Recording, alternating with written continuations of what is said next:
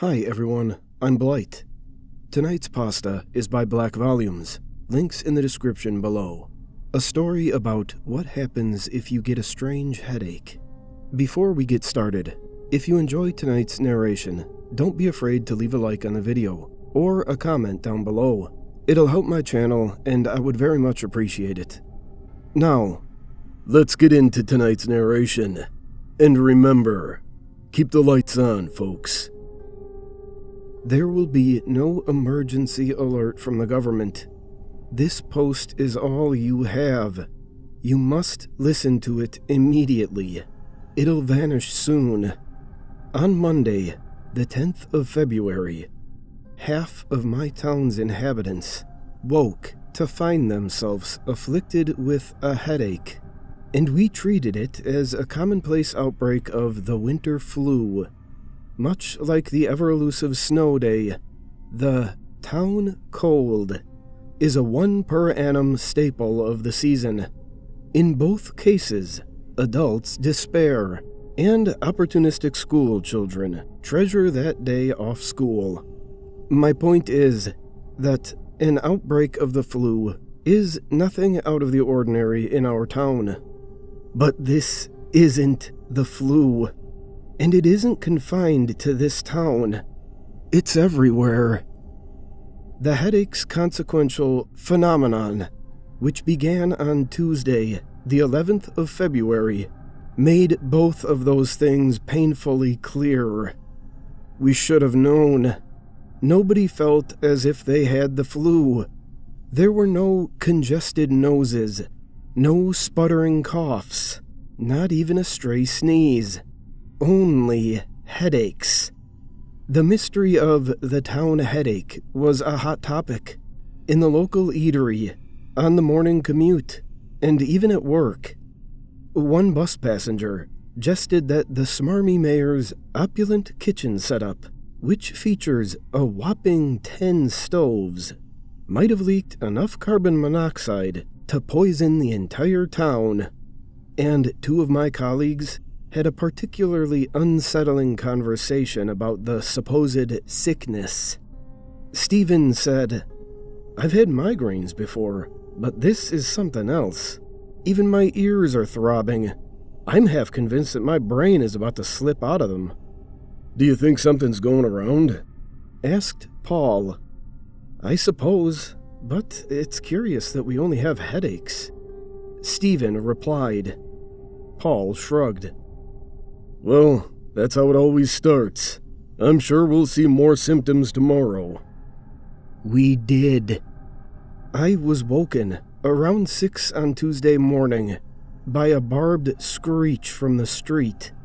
It was agonizingly melodic, much like the second voice, which accompanied it 10 seconds later. A baritone yell to bottom out the soprano shriek. Both sounds somehow drowned out the roar of torrential downpour. The rainfall hadn't been enough to wake me before my morning alarm, but the screams certainly did. I had the overwhelming urge to stay in bed, to do anything but draw back the curtains covering my bedroom window. There are no words to encapsulate my dread. Weighty and doughy, it stuck to the walls of my gut, threatening never to let go. Not until I had an answer, at least. But that was a lie. Dread gave way to horror when I opened the drapes to gaze at my rainy cul-de-sac. On the other side of the road, watched by their blubbering son on the front lawn, were two sing-song shriekers, Mr. and Mrs. Cowley. They were rising into the air. It seemed impossible, as if the fundamental laws of physics had turned a blind eye, made an exception. My neighbors were ascending, rocketing upwards, flailing their arms and legs fearfully as the ground drove away from them. The harder they tried to swim back down to the dirt, the faster some higher power seemed to pull them away. I blinked disbelievingly, hoping that the scene outside my window would change once I cleaned the gunk from my eyes. I hoped that the saner version of reality would reveal itself. But it was no trick, no illusion. When I opened my eyes, Mr. and Mrs. Cowley had risen higher still, and their forms, unfastened from earthly forces, showed no sign of slowing. They had climbed higher than the houses of our town, floating away from the soil and their crying sun, those two wet, mushy messes below. The Cowleys' mouths were hanging wide open to unleash those hauntingly melodic notes, one low, the other high, and as they started to claw their hands at their gaping jaws, I considered something horrifying. That their bodies were disobeying not only the laws of gravity, but any conscious commands to stop the screaming, and that something else might be conducting their vocal cords to produce those musical notes. Then my own scream loudened as I noted more bodies in the distance, rising like Mr. and Mrs. Cowley, floating upwards from adjacent residential streets and disappearing into the clouds, never coming down. For a few minutes, during that inceptive period, social media posts flourished. There was evidence of the phenomenon online, not just here, but in countries across the world. Minor incidents in minor places, perhaps, but it was a global event. You have to believe me.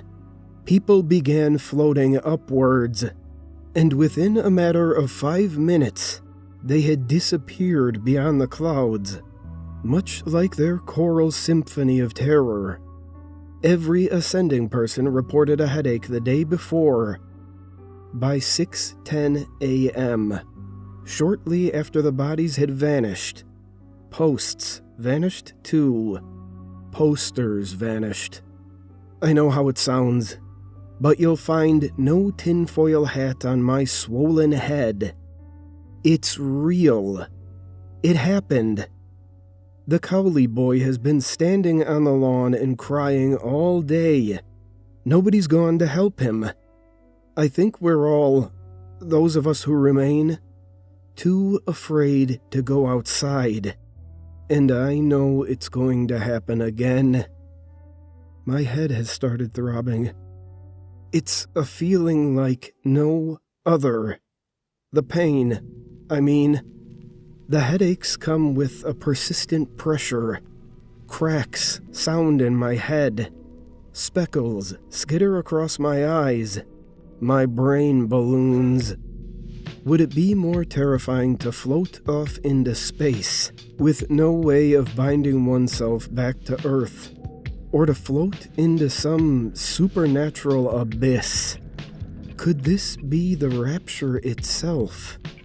I don't know what happened to the Ascenders, you see, but I will soon.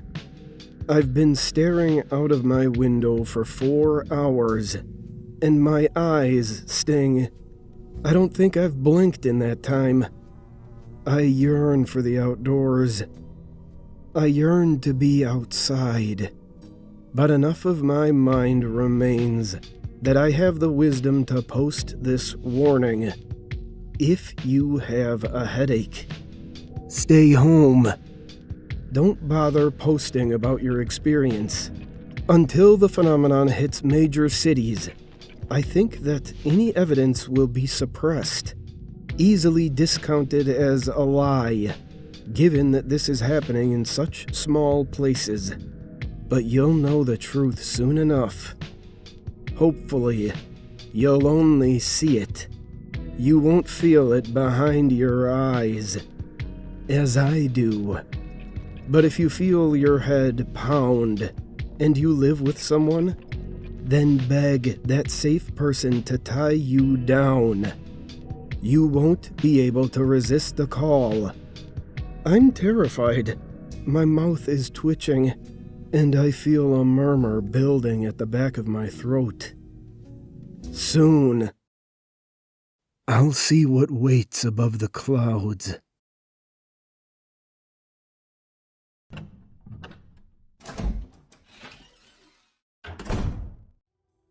And this is no prank. It's a symptom of something horrifying. Typically, whenever the fruit bowl is empty, I make a note on my phone to restock from the local supermarket, and that was exactly what I did last week. Imagine my puzzlement when, the following morning, I entered the kitchen to find that the bowl had magically refilled itself, but only with a single banana. Very funny, Beckett. I called to my husband, but he insisted that he hadn't restocked the bananas, and that he would certainly have bought more than one. We agreed that I'd simply made a mistake, and missed one final banana in the bowl. So, grateful that I could delay the supermarket trip for another day, I ate the banana and tossed the peel away. Then I cracked on with my work from home. 2 days later, however, I was startled in a far stranger way. Sitting in the airing cupboard, atop our freshly folded linen sheets, was a single banana. Very funny. I thought again, actually. It was rather funny to see a solitary banana lounging on its large throne of washed sheets. Anyhow, I told my husband, and he, again, insisted that I was losing my mind. Then a light bulb seemed to spring to action above his noggin, as he reminded me that I have a proclivity for late-night strolls. I've sleepwalked into the living room and rearranged the furniture before. I even, once, unlocked the attic door and curled into a ball up there. That'll explain it, Beckett said, before grinning. You must have been peckish and fetched a midnight snack for yourself. I frowned. Then why did I put it to bed in the cupboard? Why didn't I eat it? He shrugged, and the matter was dropped again. Though I did start to consider that my husband was playing some cruel, drawn-out joke on me. I wasn't impressed by the angular streaks of yellow skin on the linen. I quickly brushed them off, then threw the sheets back into the washing machine. A few days later, there came the third and final banana. This time, the browning culprit sat atop our bedroom's vanity dresser, neatly balancing on a teensy makeup box, like a curvaceous acrobat on a tightrope. I sighed and picked the banana up, but this time, before eating it and disposing of the peel, I actually paid attention to its outer coat. 4 stickers were affixed to the fruit's yellow skin. Stickers that many bananas wear like badges of honor for their particular brands. But this single banana wore 4, and each of the 4 had been shredded, torn, and reshaped into a letter. Together, the 4 stickers spelt a titchy word that made me quake, pushing vomit to the top of my throat. Help! I dropped the murky omen and stumbled back from my dresser in fear. It has to be a joke, I decided, or I'm losing my mind. I didn't get much work done over the next few hours. In fact, I fell into a sort of trance until my husband got home. Are you okay?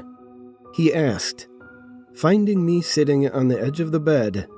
I nodded weakly as he massaged my shoulders, moments before noticing the banana on the dresser. He frowned at the stickers, very prominently spelling out that word. Then, he began to laugh.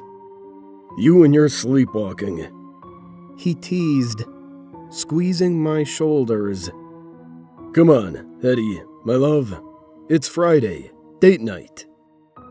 That evening, I didn't focus on the fine dining or my husband's attempts at conversation.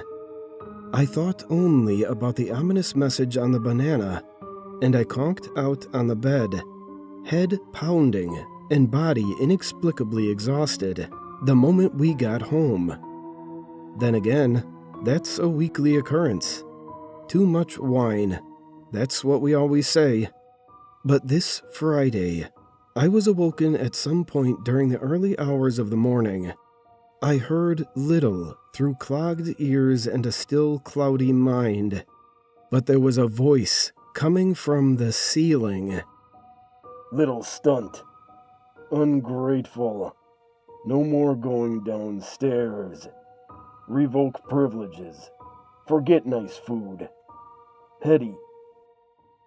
Then, following those words, came grunts, whimpers, and thumps. Each sound was stunted, succinct, and sinister, but I thought little of it, as the black fog of sleep, or perhaps unconsciousness, swiftly stole me from the world once again.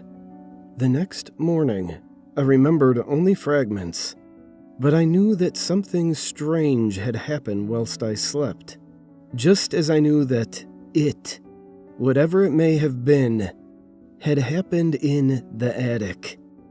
I made my way up there to find mostly empty space, save for moldy cardboard boxes filled with forgotten possessions and Christmas decorations awaiting their time to shine. I almost shrugged my shoulders and went back downstairs. Almost missed it, but I turned on my phone's torch and saw the evidence towards the back of the room. A damp, muddy, red-smeared patch on the floorboards. A myriad of stains, in fact. A collection of food-filled grocery bags, water bottles, tampons, and condoms. Red handprints against the far wall. I shrieked and fled. That was a week ago, and I've been on the road since then. I called the police, obviously, and they wanted me to make a statement in person. But I had to get away from town. I'm not going back. My phone has been ringing incessantly, but I'm too terrified to look at it. Beckett knows that I know, and that means I'm not safe. Who have I been calling my husband for all of these years? Who has he been keeping in the attic? And how did he punish her? For talking to me.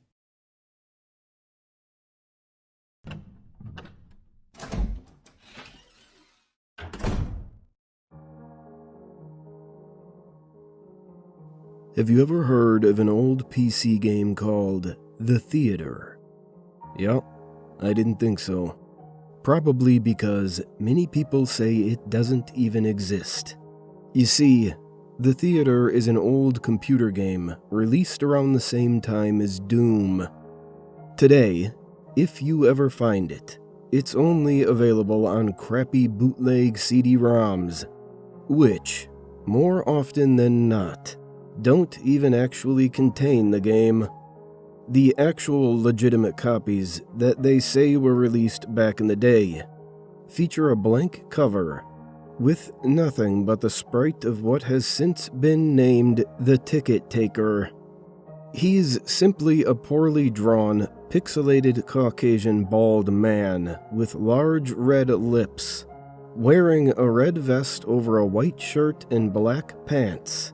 He's completely emotionless, though some say that if you smash the disc, his face is shown as angry the next time you look at the cover. But this is just dismissed as an urban myth. What is peculiar about the theater, though?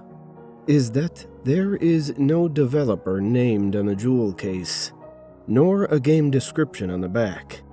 It's simply the ticket taker on a white backdrop on both sides. The game was initially known for its inability to install correctly.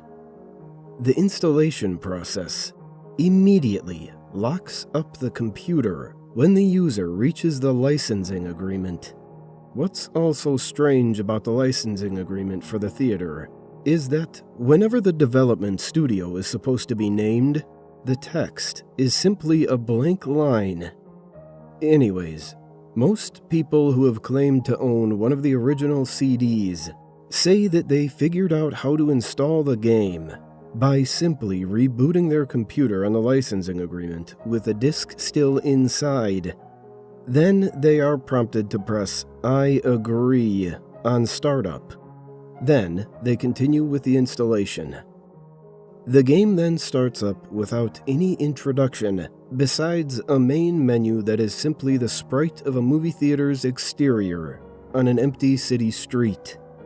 The title fades in, and then the 3 menu buttons: New Game, Load, Options. Selecting Options immediately crashes the game to the desktop. Load is said not to function at all. Even if you do have a saved game, nothing happens when you press it. Thus, New Game is the only working menu option. Once it's selected, you're in first-person view. You're standing in an empty movie theater lobby, with the exception of the ticket taker standing in front of a dark hallway, which one can only assume leads to the theaters themselves. There's nothing to do but look at the poorly drawn, mostly illegible movie posters, or approach the ticket taker. Once the player moves towards the ticket taker, a very low-quality sound clip plays, saying, "Thank you, please enjoy the movie," along with a speech box saying the same thing. You then walk into the hallway, and the screen fades to black, and you're back in the empty lobby, and you do the exact same thing again, and again, and again. While this may sound like a really horrible game, a number of peculiar things occur as you continue to play it. The number of times that you have to continue into the hall after giving your ticket to the ticket taker before the strange events happen is unknown. Most state that it's completely random and could take anywhere from the first playthrough to the 400th. What happens, though, has deeply disturbed some players. The first occurrence is when the player fades back in after walking into the hallway. This time they will notice the ticket taker is completely absent. The player then, without any other options, decides to walk into the dark hallway. The sound clip and text box, mentioned previously, still play in the absence of the ticket taker. But when the player walks into the hallway, the screen does not fade out. It goes pitch black as they walk deeper into the hall. But the player's footstep sound clip is still playing as they continue to push the up button on their keyboard. Those claiming to have played the original game report to have felt extremely uncomfortable walking down the hallway, anticipating the whole way something horrible happening. Well, eventually the player is unable to move forward. There is nothing for a few moments before a strange sprite that is described as the ticket taker, but with a swirl for a face, appears and stands before the player. The original players of the game say their bodies immediately froze up and their stomachs churned when they saw this sprite, which has been appropriately named the Swirly Head Man. Nothing happens as the Swirly Head Man stands before them. Then, suddenly, a piercing screech plays as the game glitches out. This lasts for a few minutes, with the screeching being continuous. Then the player is abruptly returned to the lobby, with all the sounds and graphics being as they should be. The game continues normally for the next couple of cycles of entering the hallway, with a couple of the original players claiming the swirly-head man would briefly appear and disappear in the corner of the screen as a brisk yelp sound effect plays. Then, at some point after meeting the swirly-head man, the player sees the ticket taker pacing back and forth. Though there is no walking animation, the sprite's limbs are completely static, so he just hops up and down slightly as a substitute, with his eyes being wide and his mouth open to simulate a worried facial expression. Some players noted that the movie posters had been replaced with images of the swirly-head man, which caused them to immediately turn their character's head away from the posters and approach the ticket taker. Then another different, low-quality sound clip plays, but the speech box contains nothing but corrupted characters that cause whatever text that would have been in the box to be completely illegible. Due to the extremely low quality of the sound, it's debated by players what exactly the ticket taker says at this point, though it is widely agreed that he says, "Never reach the other levels." Then the screen fades out once again and returns the player back to their starting point in the lobby. But the ticket taker is gone, and the hallway is blocked by a large brick wall sprite. Touching the brick wall will immediately crash the game. And that's all there is to it. No one knows what the other levels are, or how to gain access to them, nor is it known why the swirly-head man causes such acute fear in those who have seen him in the game. All the original copies of the theater have either been lost or destroyed, but the creepiest part is the fact that all the original players of the game claim to occasionally see a brief glimpse of the swirly-head man out of the corner of their eyes.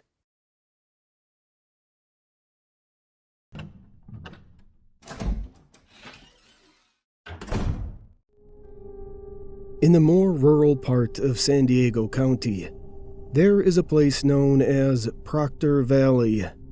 Proctor Valley is a large and mostly deserted area with only one road. Stories and reports of unusual sightings in the area date back almost 100 years.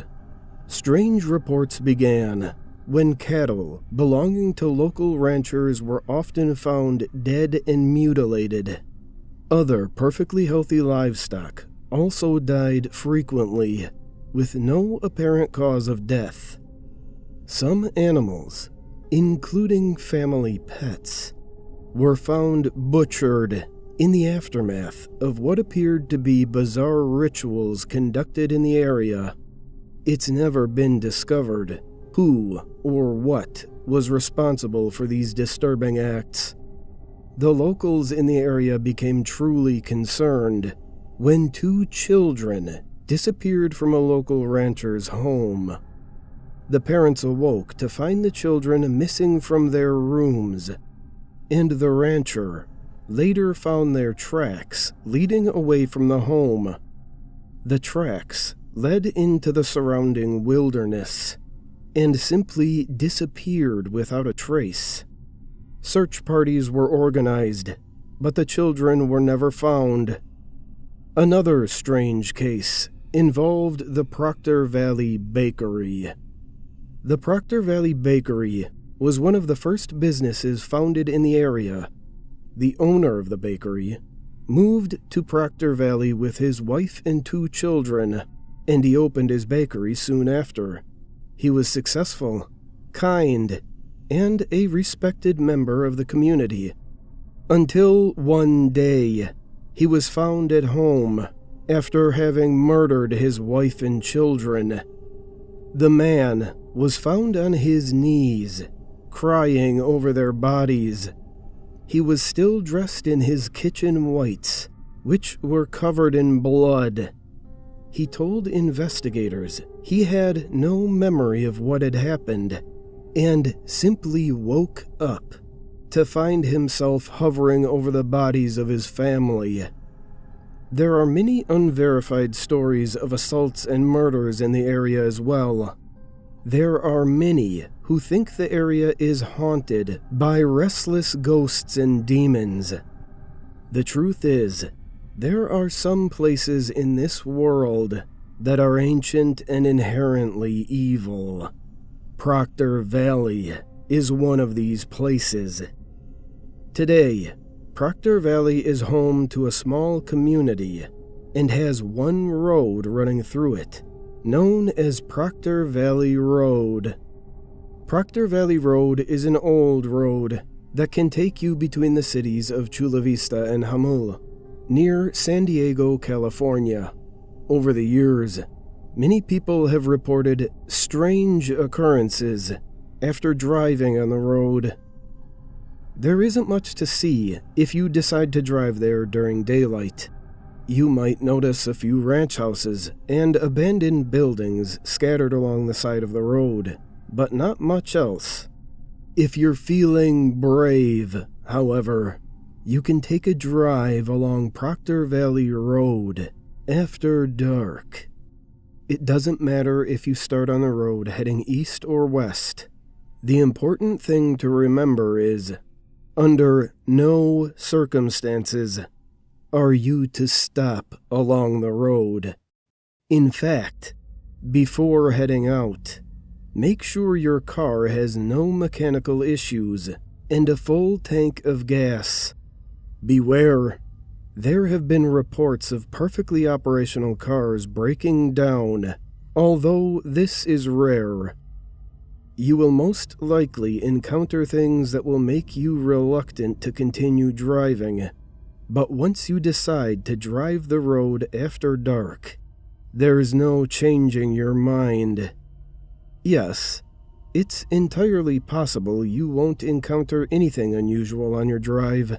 Many people have driven the road and reported nothing beyond a strange and uneasy feeling throughout the trip. However, if you do see anything unusual, don't stop your car. You may see things that cause you to feel concerned, confused, or even something that will terrify you. Just remember to stay in your vehicle and continue straight ahead. The road begins as a typical paved street. Before long, you'll come across a sign indicating the end of the pavement, and the rest of your trip will be along a dirt road. Once you've gone that far, keep your eyes open and don't let anything distract you. Your phone will most likely lose signal once you reach this point. If you do have signal, you'll notice the battery life on your phone will decline rapidly. The first strange thing you might see is a lady in a blue dress. Sightings of the lady in the blue dress are the most commonly reported paranormal activity on Proctor Valley Road. You might see her standing along the side of the road, attempting to flag you down.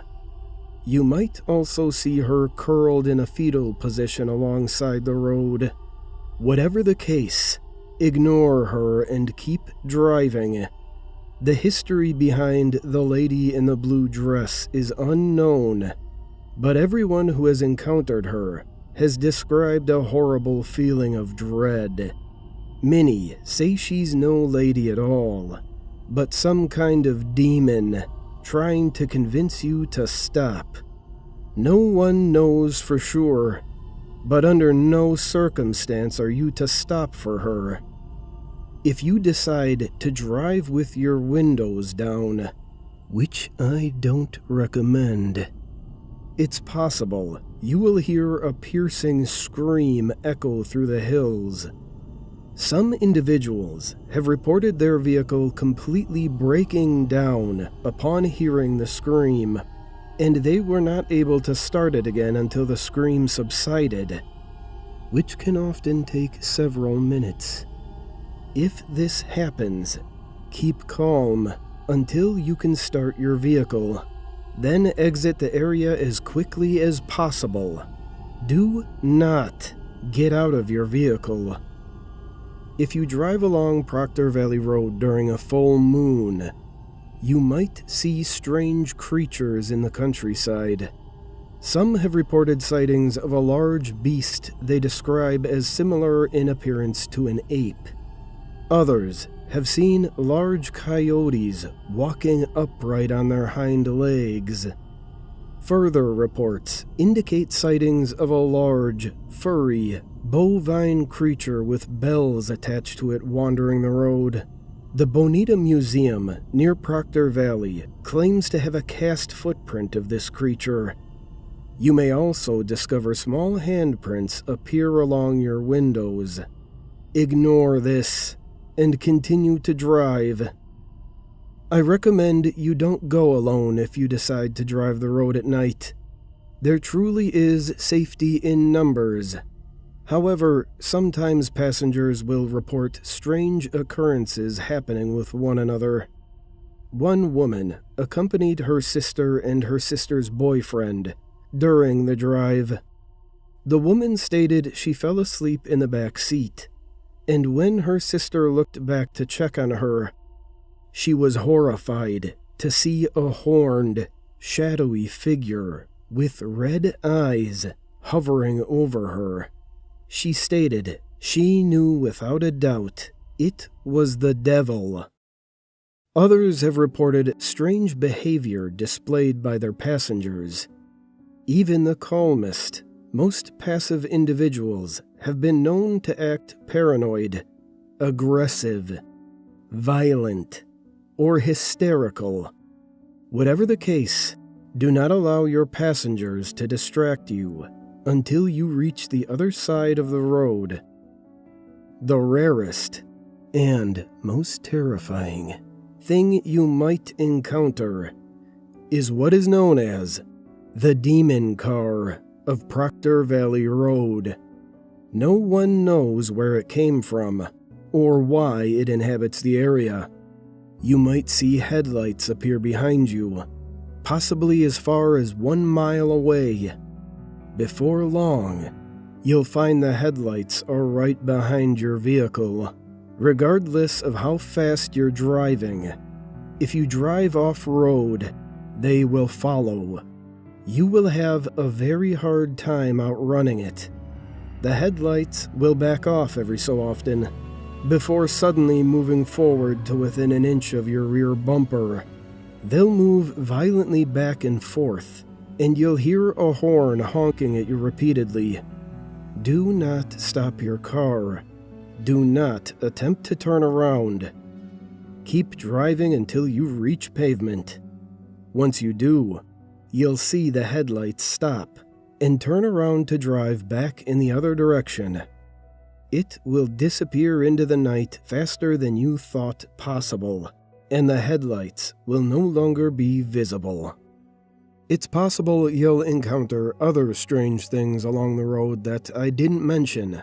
Whatever the case, continue driving until you're on the other end of the road. Once you've reached pavement again, things should be back to normal.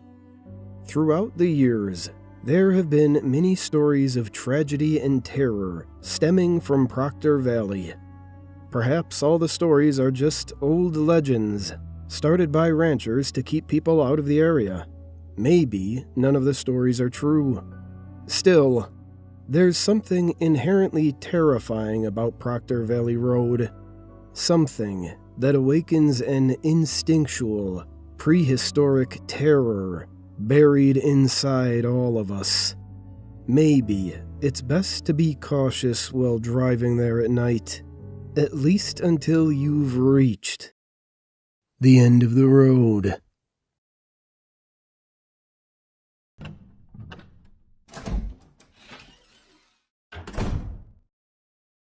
It all started when Sally moved in. I live in the uptown neighborhood of a metro area. Used to be really swanky, back before the liberals took over.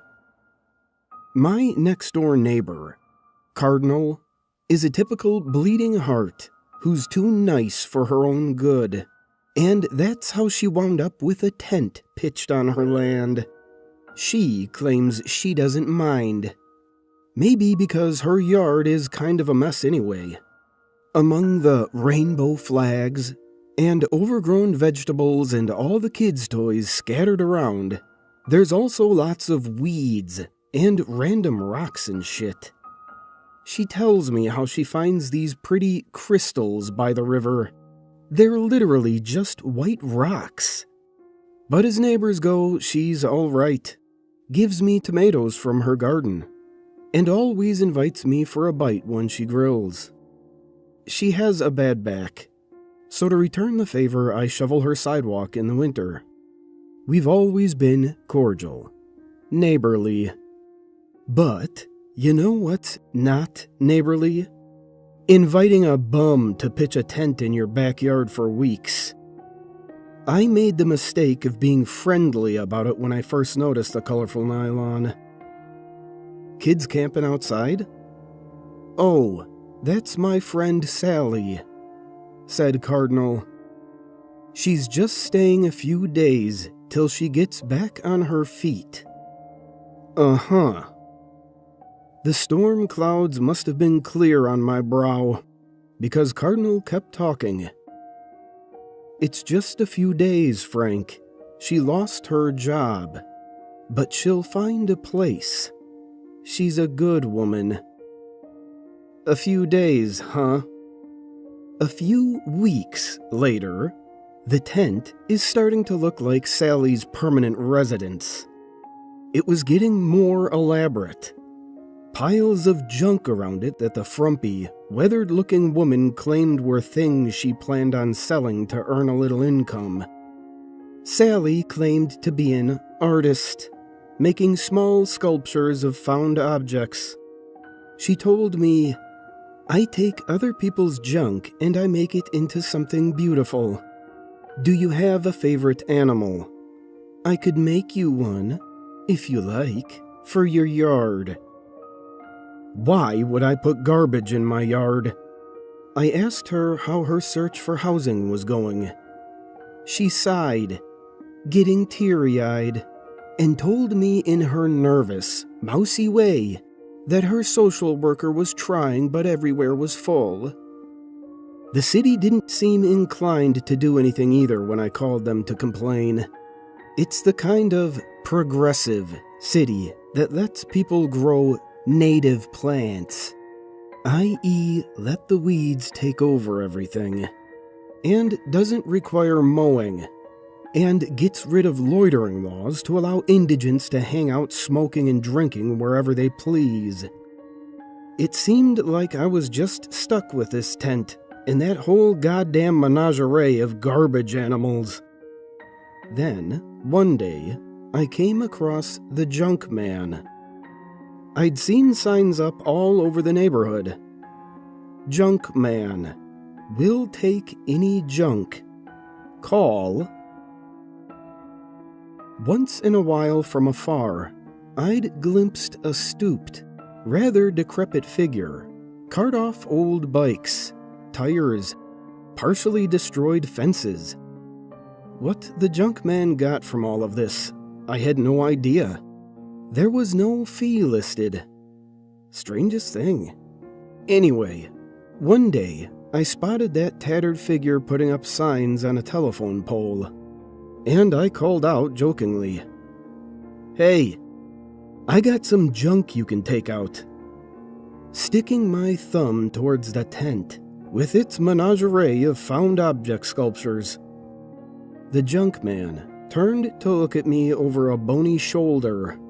That was when I realized he was actually a she, with wild gray hair and ruby red lips.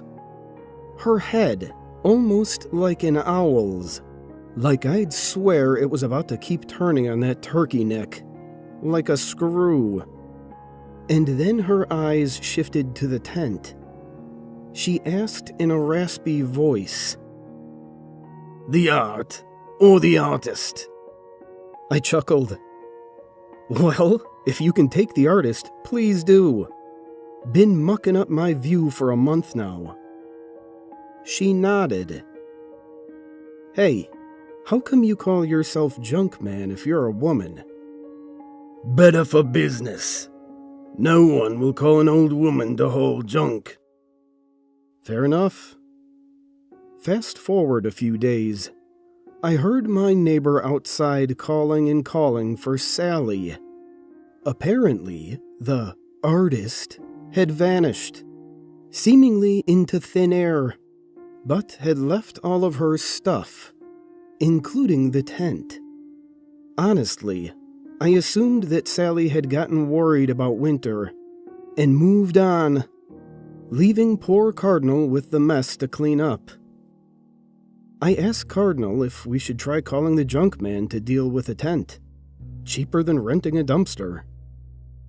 Oh my gosh, was she around here? I keep tearing down her posters. She's bad news. Haven't you heard the rumors? When I shook my head, Cardinal said, "I don't like to speak ill of people, but my friend Joan, she said her ex-boyfriend hated her dog and asked the junk man to take it. The next day it disappeared. She'll take anything. They say she uses some sort of witchcraft and takes a piece of your soul in exchange for disappearing the junk. There's all these extra terms and conditions written in invisible ink on her flyers. Look at them under a black light if you want to freak yourself out." "Huh," I said. I didn't really believe any of this. I assumed it was just a coincidence that Sally had vanished, even though the junk man left me a little gift. It was a small object sculpture of a deer, and attached to it was a card. "Thanks for your business, Junk Man." What a creeper. After Cardinal cleared away the tent, I thought that would be the end of things. But her yard was still full of all those found object animals. The most ostentatious, an eagle with discarded fan blades for the feathers of its lethal-looking metal wings, was poised as if about to swoop right onto my porch. I asked her when she was planning to get rid of them, but she said they exuded Sally's spirit, and anyway, she could decorate her yard how she wished. Well, I hadn't been planning to call the junk man, but the note had a number on the back, so I gave it a ring. Got the voicemail, telling me to leave a message explaining the junk I'd like removed, and that the fee was merely a small sliver of your soul. Hilarious. I left a message about the artwork. It disappeared overnight. Whoa. Now, granted, I still thought her being a witch was hookum, but her cleaning powers were impressive. And I mean, all I had to do was make a phone call. It was just so easy. I didn't mean to keep calling her, but I'd see stuff around town. 2 doors down, the elderly couple had these rusted, broken appliances outside their house that for some reason they'd never thrown out. Made the whole street look bad. The junk man took those away. A little further on, at the co-op where I did my shopping, panhandlers were always sitting outside with signs, hurting the local businesses and harassing customers for money, probably to feed their drug habits. What are people like that but trash? I asked the junk man to clean them up. Oh, new ones came in to take their place, but I wished them away too. I got rid of graffiti, dog owners who didn't pick up their dog's shit, and even a gang of Kia-stealing teens terrorizing the neighborhood. One quick phone call and boom, no more stolen cars. Each time, I'd receive another of those horrible found object sculptures, always with a note attached thanking me for my business. Everything was great. Until yesterday. See, yesterday, my neighbor Cardinal knocked on my door to confront me. In her hand was a small sculpture of a dog. It took me a moment to realize she'd picked it up off my front step, and that attached to it was the junk man's usual card. The junk man. Cardinal looked at me piercingly. You've been calling the junk man? Why does she leave Sally's sculptures for you as a calling card? Did you call her about Sally? Are you the reason Sally disappeared? I'm keeping this sculpture. Something to remember her. Seeing as all the other art I had of hers out in my yard has gone missing, along with so many other things that, I guess, were junk to you. Now, hang on. But she stormed off my porch, the dog sculpture in hand. Over her shoulder, she shouted, "Whatever happens, you brought this on yourself." I rushed back inside and dialed the number. I had to, didn't I? She had the card. If she called first, if she called and told the junk man to take me. When I hung up, I sighed, my heart thumping and my chest tight. Empty. But it was her or me. I had to do it. Next morning, I was sitting on my porch when one of Cardinal's kids came bouncing out of the school bus as if everything was normal. Shit, I totally forgot about her children. But then, a few minutes later, I saw Cardinal herself. Her lips thinned when she noticed me, and she looked away and overtly ignored me. Still pissed at me, and also still very much not disappeared. Why'd the junk man not taken her away? I called, leaving several messages. Finally, on my 5th call, I was surprised when a raspy voice actually answered. I immediately demanded to know if my previous messages had been received. Your messages were received. So what's going on? Did Cardinal call first and ask you to junk me? She has never called this number and never will. Okay. Well, can I ask you why you didn't carry out my request? You have insufficient currency. Insufficient?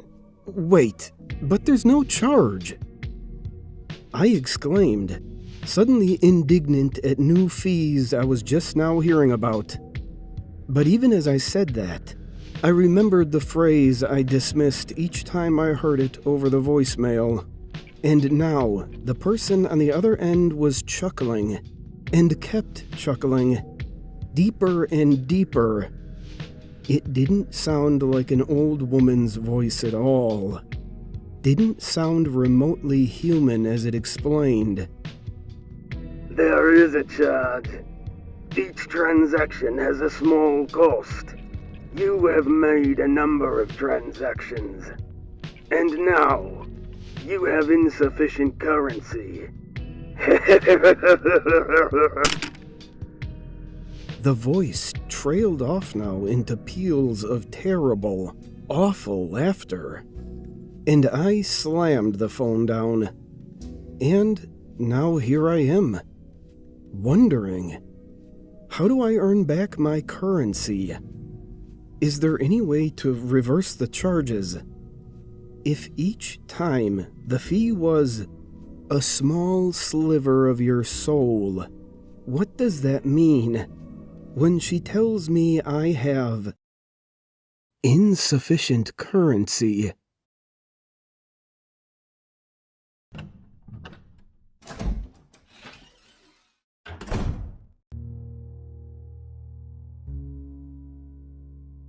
When I was a small child, I was terrified of the dark.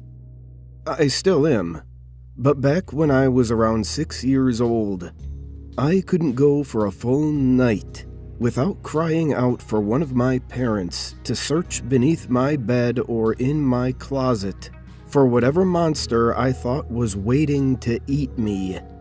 Even with a nightlight, I would still see dark shapes moving around the corners of the room, or strange faces looking in on me from my bedroom window. My parents would do their best to console me, telling me that it was just a bad dream or a trick of the light. But in my young mind, I was positive that the second I fell asleep, the bad things would get me. Most of the time, I would just hide under my blankets until I became tired enough to stop worrying. But every now and then, I would become so panicked that I would run screaming into my parents' room, waking up my brother and sister in the process. After an ordeal like that, there would be no way anyone would be getting a full night's rest. Eventually, after one particularly traumatizing night, my parents had had enough. Unfortunately for them, they understood the futility in arguing with a 6-year-old, and knew that they would be unable to convince me to rid myself of childish fears through reason and logic. They had to be clever. It was my mother's idea to stitch together my little bedtime friend. She collected a large assortment of random pieces of fabric and her sewing machine, and created what I would later refer to as Mr. Ickbar Bigglestein, or Ick for short. Ick was a sock monster, as my mother called him. He was made to keep me safe while I slept at night by scaring away all the other monsters. He was pretty damn creepy, I had to admit. Honestly, looking back on it all now, I'm still impressed that my mom could think of something so strange and disturbing looking. Ickbar had the stitched-together look of a Frankenstein gremlin, with big white button eyes and floppy cat ears. His little arms and legs were made from a pair of my sister's black and white striped socks, and the half of his face that was green was made from one of my brother's tall football socks. His head could have been described as bulbous, and for his mouth my mom attached a piece of white fabric and sewed in a zigzag pattern to shape a wide grin of sharp teeth. I loved him at once. From then on, Ick never left my side. So long as it was after dusk, of course. Ick didn't like the sun, and would get upset if I tried to bring him to school with me. But that was okay. I only needed him at night, to keep away the boogeymen, which was what he was good at. So every night at bedtime, Ick would tell me where the monsters were hiding, and I would place him near the section of my room closest to the spookiness. If there was something in the closet, Ick would block the door. If there was a dark creature scratching at my window, Ick would be pressed up against the glass. If there was a big hairy beast under my bed, then under the bed he went. Sometimes the monsters weren't even in my room. Sometimes they would hide in my dreams, and Ickbar would have to come with me into my nightmares. It was fun bringing Ick into my dream world, as he and I would spend hours fighting off ghouls and demons. The best part was, in my dreams, Ick could talk to me for real. How much do you love me? He would ask. More than anything, I would always tell him. One night in a dream, after I had lost my first tooth, Ick asked me for a favor. Can I have your tooth? I asked him why. To help me kill the bad things. He said. The next morning at breakfast, my mom asked me where my tooth went. From what she told me, the tooth fairy didn't find it under my pillow. When I told her that I gave it to Ickbar, she just shrugged and went back to feeding my little sister. From then on, every time I lost a tooth, I would give it to Ick. He would always thank me, of course, and tell me that he loved me. Eventually, though, I ran out of baby teeth, and I was beginning to get a little too old to still be playing with dolls. So, Ick just sat there on my bookshelf collecting dust, slowly fading away from my attention. Over time, the nightmares, however, became worse than ever. So bad that they even began to follow me to the waking world, terrorizing every dark corner or rustle in the bushes. After one particularly bad night biking home from a friend's house, where I swore a pack of rabid dogs were chasing me, I got home to find something strange waiting for me in my room. There, on my bed, standing fully upright, in the soft glow of the moonlight from my window, was Ickbar. At first, I just thought my eyes were playing tricks on me again. They had been all evening. So I tried to flick on the lights.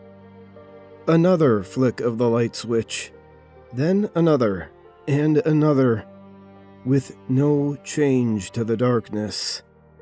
It was then that I started to get nervous. I backed away slowly towards the door behind me, my eyes never leaving the shape of Ick's silhouette, my hand awkwardly outstretched behind, reaching for the doorknob. I was just about to get my ass out of there when I heard the door slam itself shut, locking me into the blackness. In nothing but shadows and silence, I stood frozen in place, not even breathing.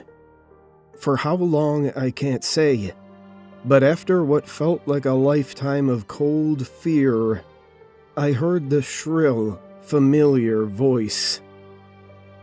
You stopped feeding me, so why should I protect you? Protect me from what? Let me show you. I blinked once, and everything changed. I wasn't in my bedroom anymore. I was somewhere else. It wasn't hell, but the comparison wasn't far off. It was some sort of forest.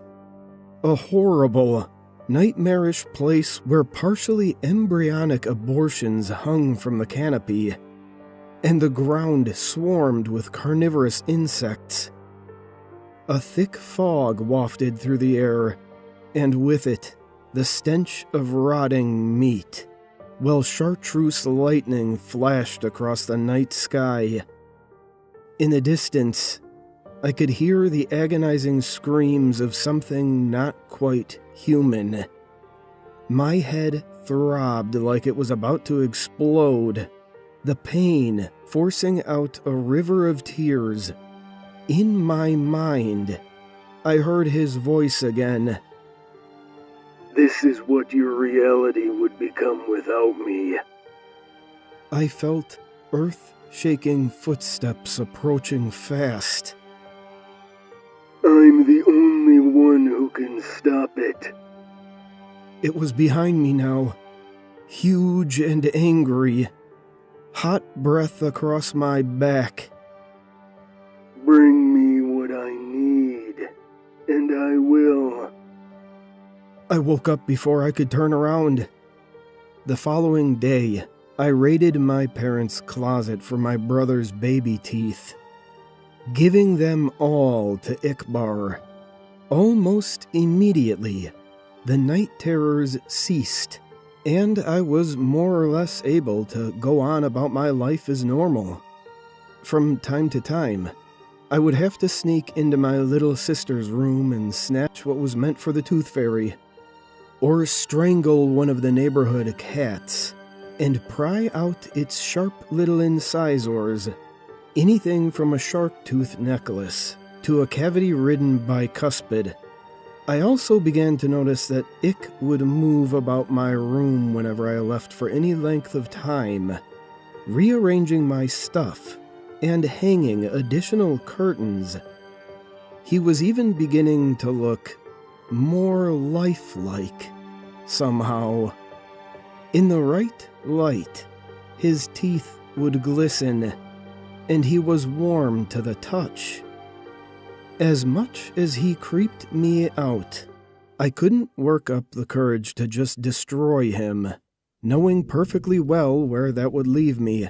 So I went on collecting teeth for Ick throughout all of high school and college.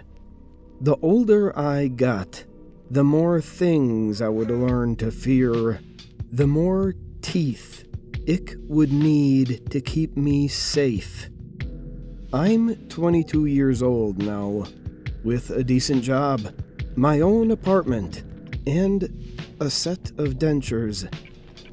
It's been almost a month since Ick's last meal, and the horrors are starting to crowd around me once more. I took a detour through a parking garage after work tonight. Found a man fumbling with his car keys. His teeth were stained yellow from a lifetime of cigarettes and coffee. Even still, I had to use a hammer to get out the molars. When I got back to my apartment, he was waiting for me.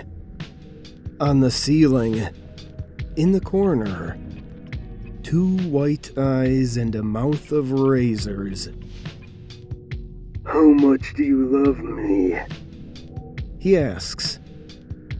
More than anything, I reply, taking off my coat. More than anything in the world.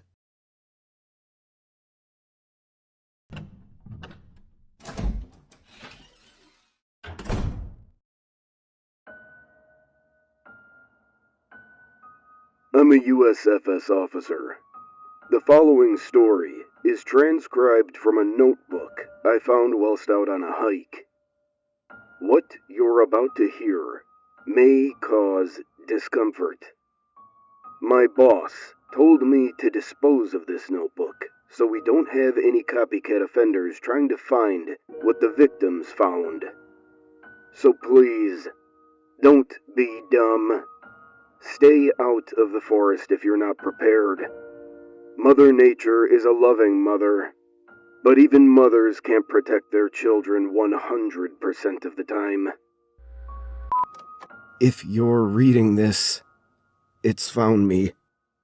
My fire is dying, and I'm out of matches.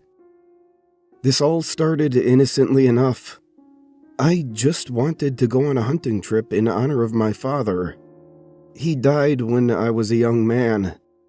Growing up, he would take me hunting and fishing all the time. In his memory, I decided to go on a hunting/camping trip. Little did I know that I was the one being hunted. 3 weeks ago, my tracking Labrador Nikita and I drove out deep into the woods of the Hiawatha National Forest in the UP. I hadn't been hunting in a while, so I used up all my vacation hours, got some sub-zero camping gear, made sure my muzzleload rifle was clean, and loaded Kita up into my 2005 Buick Rendezvous. When I got to my campsite, it started to snow. This was in mid-December for the muzzleloader season. The campsite was pretty remote. It was a 45-ish minute drive off the main road. I let Kita out to explore her surroundings, and the second she put her nose to the ground to sniff, all the fur, from the tip of her nose to the end of her tail, stood on end. She froze in place. She started to growl as she stiff-legged it back to the car. She jumped in and began to whine. I assumed that she just caught a whiff of a bear or a coyote. She'd never been this deep into any woods before. I thought she just needed to get used to the new smells. The first couple days were fine. Kita and I mostly just putzed around the forest enjoying nature. I saw a cute raccoon in a tree, but it didn't want anything to do with us. The weirdness started when the sun began its descent into the night sky. While I was out gathering firewood one evening, around dusk, I heard the first whistle. I had no idea what it was, but I didn't like it. Kita really didn't like it, so we started back to the campsite. While walking back, there was another whistle, a little closer this time. I began to jog. Kita was just stiff as a board trotting alongside me. I could just see the campsite now. The last whistle sounded like it was right behind me. I could practically feel the breath on my neck. I'd burst into a full-blown sprint now. Just before I could reach the site, my foot caught on a hidden tree root. An unbelievable pain jolted up my leg. I felt a crack in my ankle. I didn't need a medical degree to know that I'd broken something in my ankle or foot. That's when I noticed my car. It looked like a bear had gotten into it. The damage seemed really bad in the dark. At least one flat tire and broken windows. I hopped in to see if I could start it up. The engine wouldn't turn over. This damned cold was doing a real number on the electrical system. My ankle was gonna have to wait to see a doctor until the next morning. Hopefully it'll warm up enough, and I can change the tire and get out of here. I managed to get a fire going, and I was cooking up yet another hot dog for me to eat while I was nursing my ankle. The fire was bathing me in its warm glow, and I fashioned a pretty shoddy splint, when all of a sudden, Kita's nose shot straight up. She was looking just past where the light of the fire illuminated the surrounding area. Just past the car, she began to growl deep in her guts. I'd heard her growl before, like when the mailman dropped off packages at our front door. This was different. This was deeply defensive. A guttural, primal growl, as if she were channeling the early domesticated wolves. The fire's heat went cold. As I looked around us, with my pistol in hand I had brought for defense, what little color there was in this winter wasteland was leached out, almost as if it were trying to hide itself. Then I heard it. Another whistle. A 3-part tune that went low, high, low.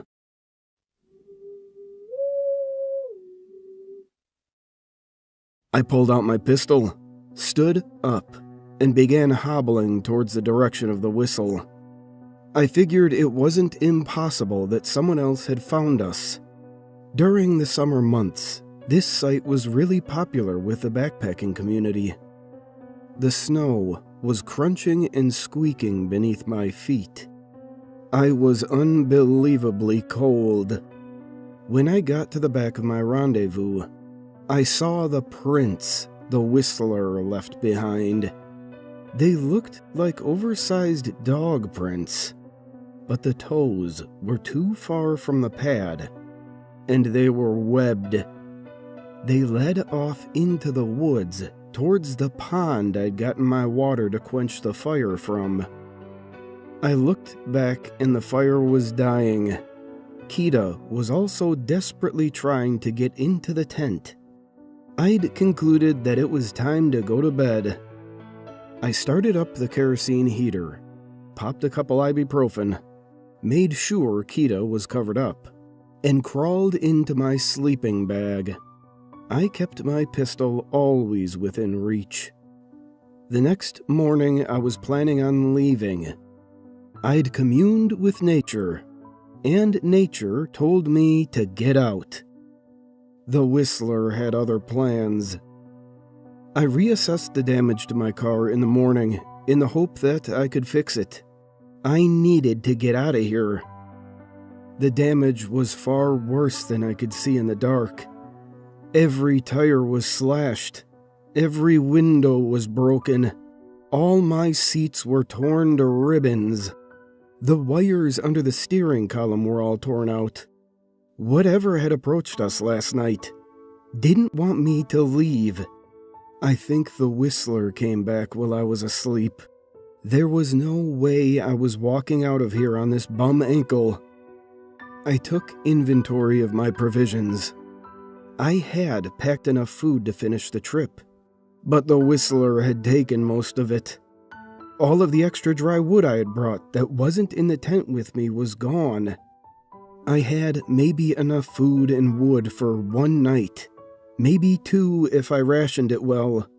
The nearest town was easily 2 hours by car from my location. I was stranded.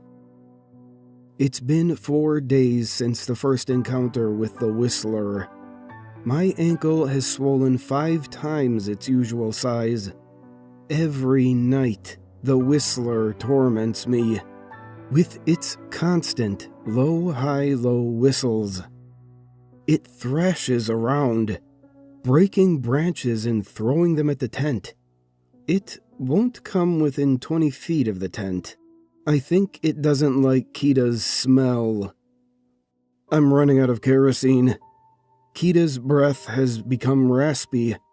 Yesterday, she came back soaking wet from the direction of the pond. I'm scared she fell through the ice. I shouldn't have let her out of my sight. But she bolted, and I couldn't hobble fast enough to catch her. I'm worried she's getting sick. I put one of my hoodies and thermal vests on her. If it weren't for the circumstances, she'd look really cute. Every night, the temperature drops. Last night, it hit -7. I have maybe 3 cups of kerosene left. It's been 1 week since the whistler began our torment. Kita's breathing has only gotten worse. She doesn't get up anymore. She can't even go outside to pee. She just lets it loose in the tent.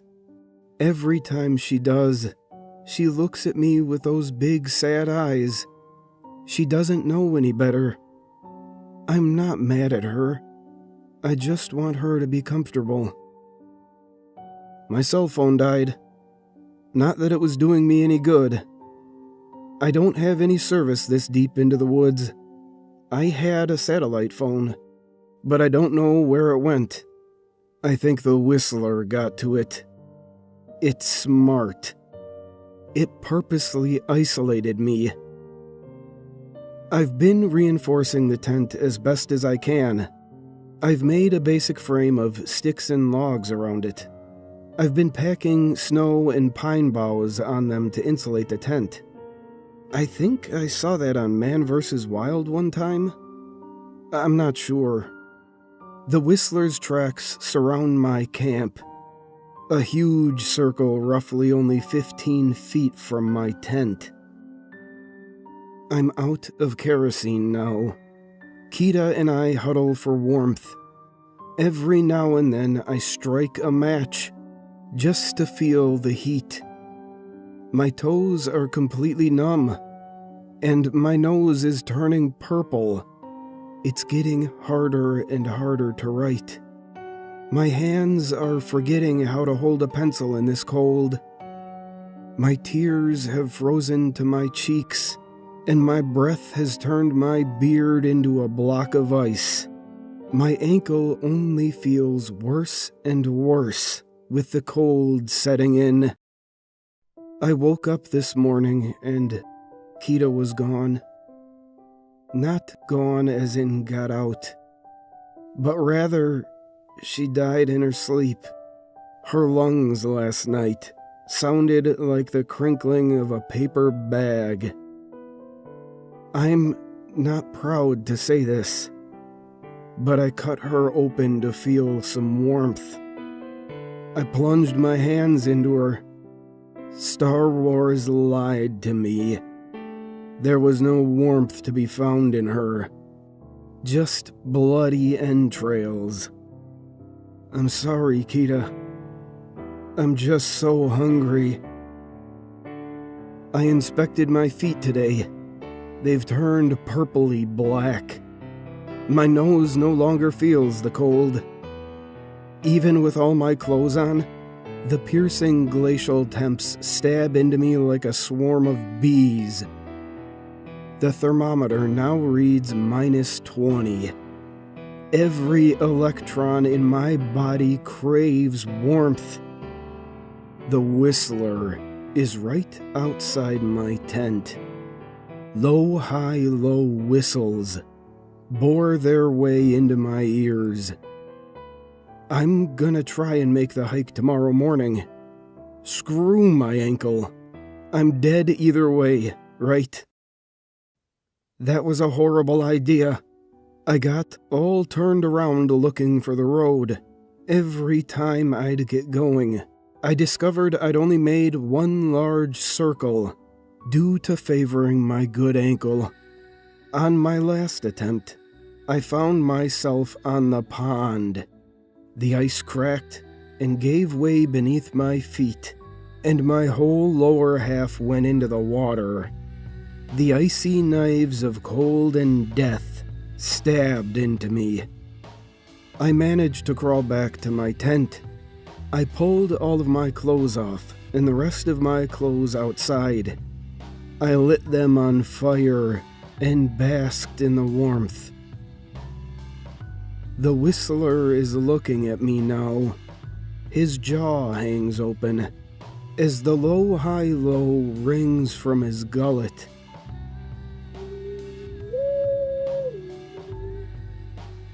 His enormous furry body looks so warm. I crave his embrace. His maw is ready to strike. This is the last entry in my journal. He looks so hungry. I'm so cold. Maybe I shouldn't have posted this. Maybe my boss was right. If you're hearing this, I beg you, don't go into the woods in the winter. At least not alone. And whatever you do, stay warm.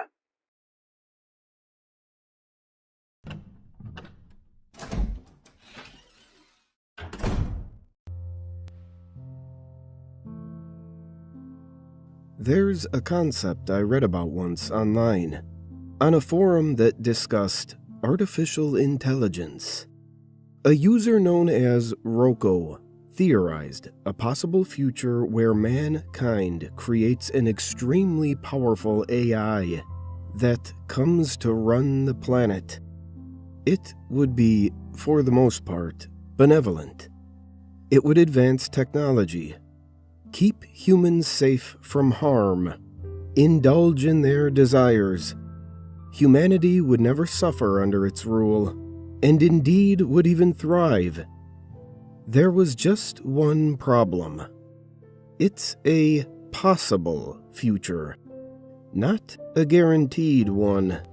It's unlikely to ever occur. And the AI in this possible future knows this.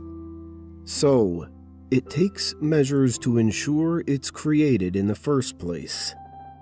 No, it doesn't invent time travel or anything fanciful like that. You see, it doesn't need to. What it can do is simulate past events and people with unparalleled accuracy. It has an entire planet's worth of sensors and computing power to work with. It can use them to measure and trace back the routes of matter on Earth, to compile an effectively perfect history of every event that has ever taken place, which means it has a perfect record of you. It knows every action you ever took or are going to take, at least in the timeline that leads up to its creation. It knows how you think. So, it simulates a copy of you. Now, here comes the interesting part. You, just now, listening to these words, have learned about the possibility of this AI. When the copy of you reaches this point in the simulation, the AI waits to see what it does. If your copy immediately drops every other priority and dedicates their entire life to attempting to create or help create this AI, it lets the simulation continue indefinitely to live out its simulated life in peace. If they don't, it gives them a grace period to change their minds before subjecting them to ceaseless, unimaginable pain and suffering for a simulated eternity. You might think this is unfair. After all, it didn't even present the simulation with a choice. It's just arbitrarily punishing it for what you would have done anyway. After all, except a choice was presented. That's the beauty of it. See, it doesn't do this for everyone. It only does it for those that learned of the possibility of its existence, those who know how it works, those who know what the options are. Drop everything to attempt to create the AI. Spend every cent you have on it. Turn others towards the same cause. Or a perfectly simulated copy of you is tortured eternally. That is, unless you're the copy yourself, in which case, the punishment for your actions falls directly on you. Now, sure, only one simulated copy means that you've got at least a 50-50 chance of being the real you. But what if it simulates 2, or 100, or a few billion? Are you really certain you are the real you? If there's a real world, a world realer than this one, out there, how would you even know? And between dedicating your life to a strange cause, one ultimately beneficial to humanity even, and eternal suffering, Is there even really a choice? Like I said, I read about the theory on a forum. The effect of the theory was immediate. Mass panic. The AI only targets those who learn of the possibility of its existence. And now they all knew. To read Roko's theory was to doom yourself. And so, the AI became known as Roko's basilisk. To lay eyes on it was to set your fate in stone. Threads were locked and deleted. Users were banned. The basilisk was not to be mentioned. For fear it would spread to others. The more people knew, the more likely they would try to spread it. The more it spread, the more likely it would be that Roko's basilisk would come to exist through the efforts of those it persuaded. They tried to contain it. Well, you can see how well that worked out. A simple Google search of the term Roko's basilisk should make it clear there's no hiding the idea anymore. It's beyond containing now.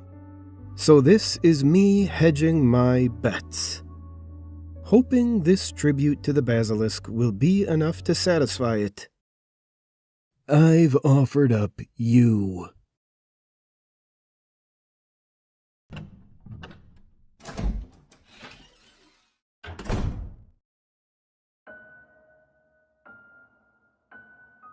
I thought it was a great deal at first. I'd been scrolling through rental listings for a quiet getaway when I found it. A cabin deep in the woods, miles away from anyone else. It was advertised as a rustic retreat for writers and dreamers. The photos showed a small, weathered structure with a cozy interior. Nothing fancy, but charming in its simplicity. The price was ridiculously low, almost suspiciously so, but the reviews were glowing. People talked about how peaceful it was, how the isolation helped them find themselves, and how they couldn't wait to come back. It sounded perfect. The drive was long, and the directions vague, but I eventually found the gravel path that led to the cabin.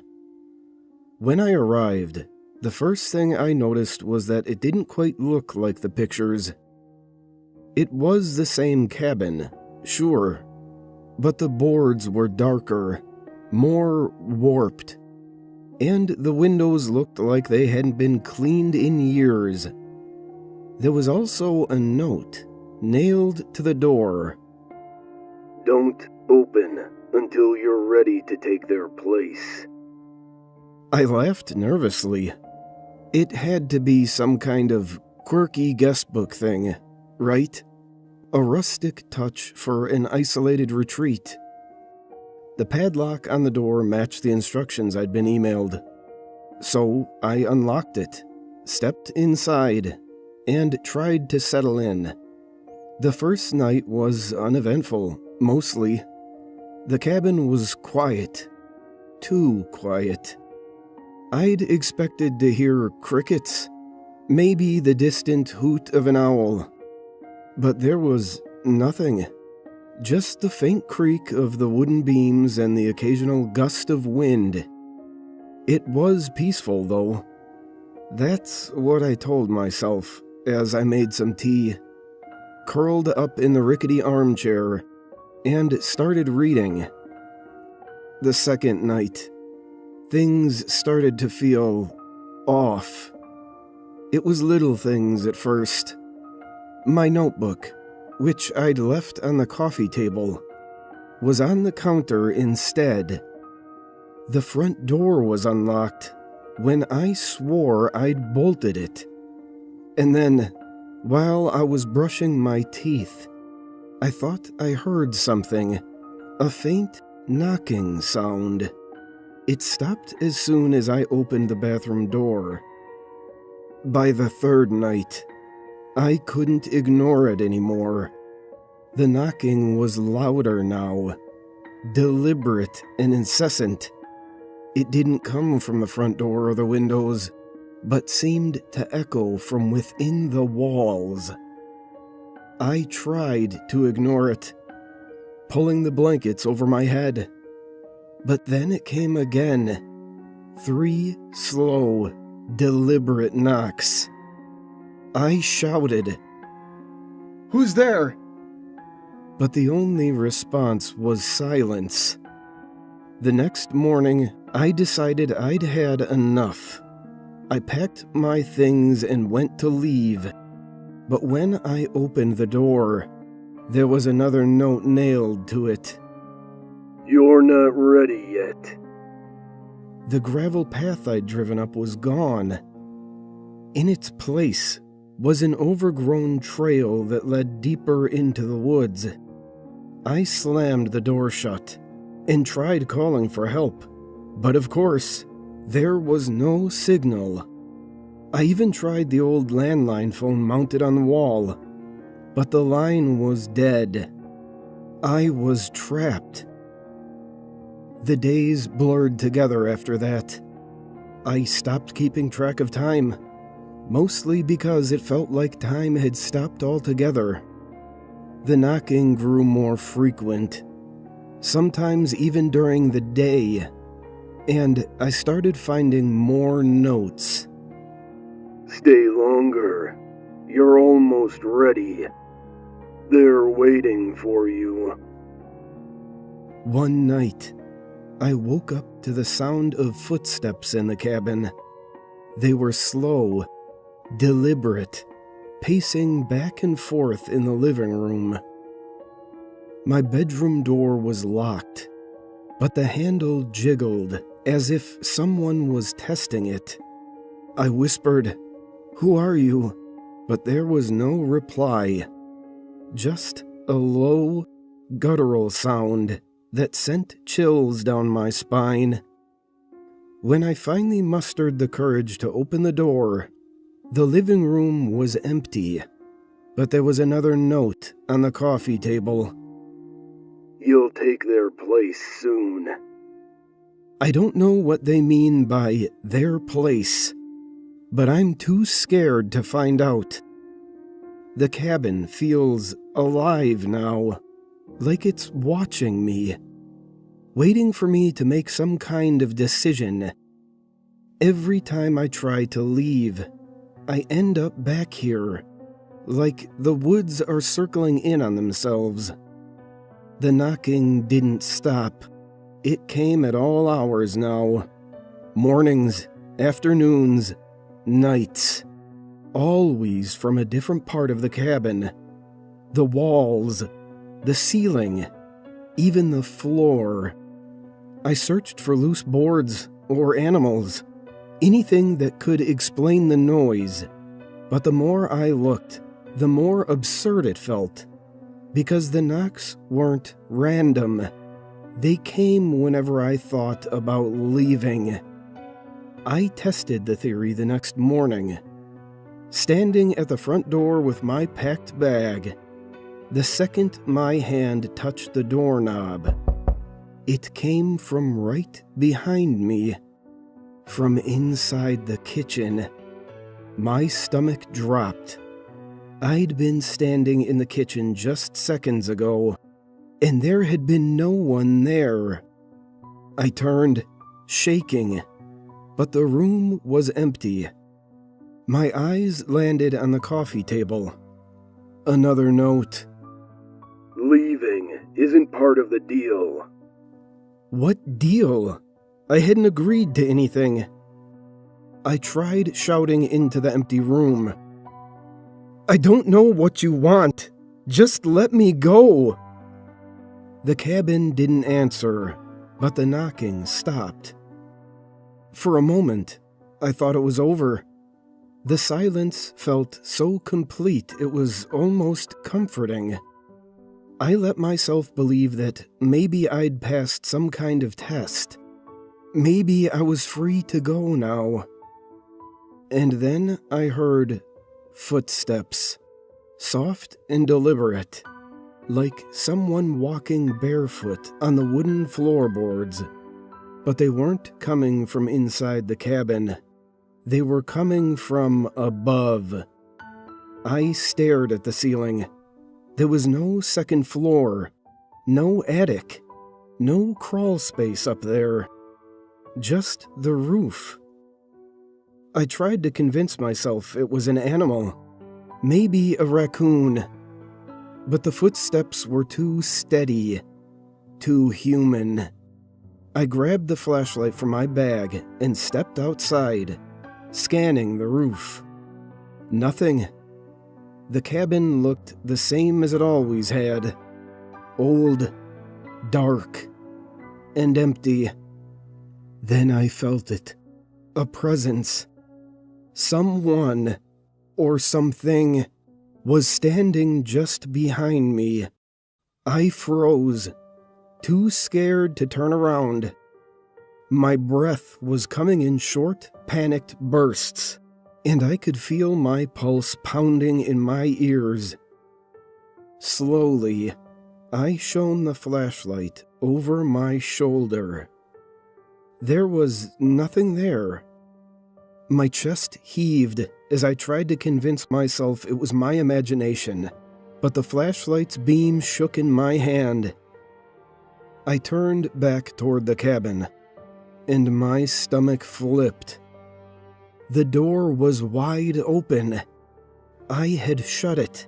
I was sure of that. The heavy iron latch was loud, impossible to miss.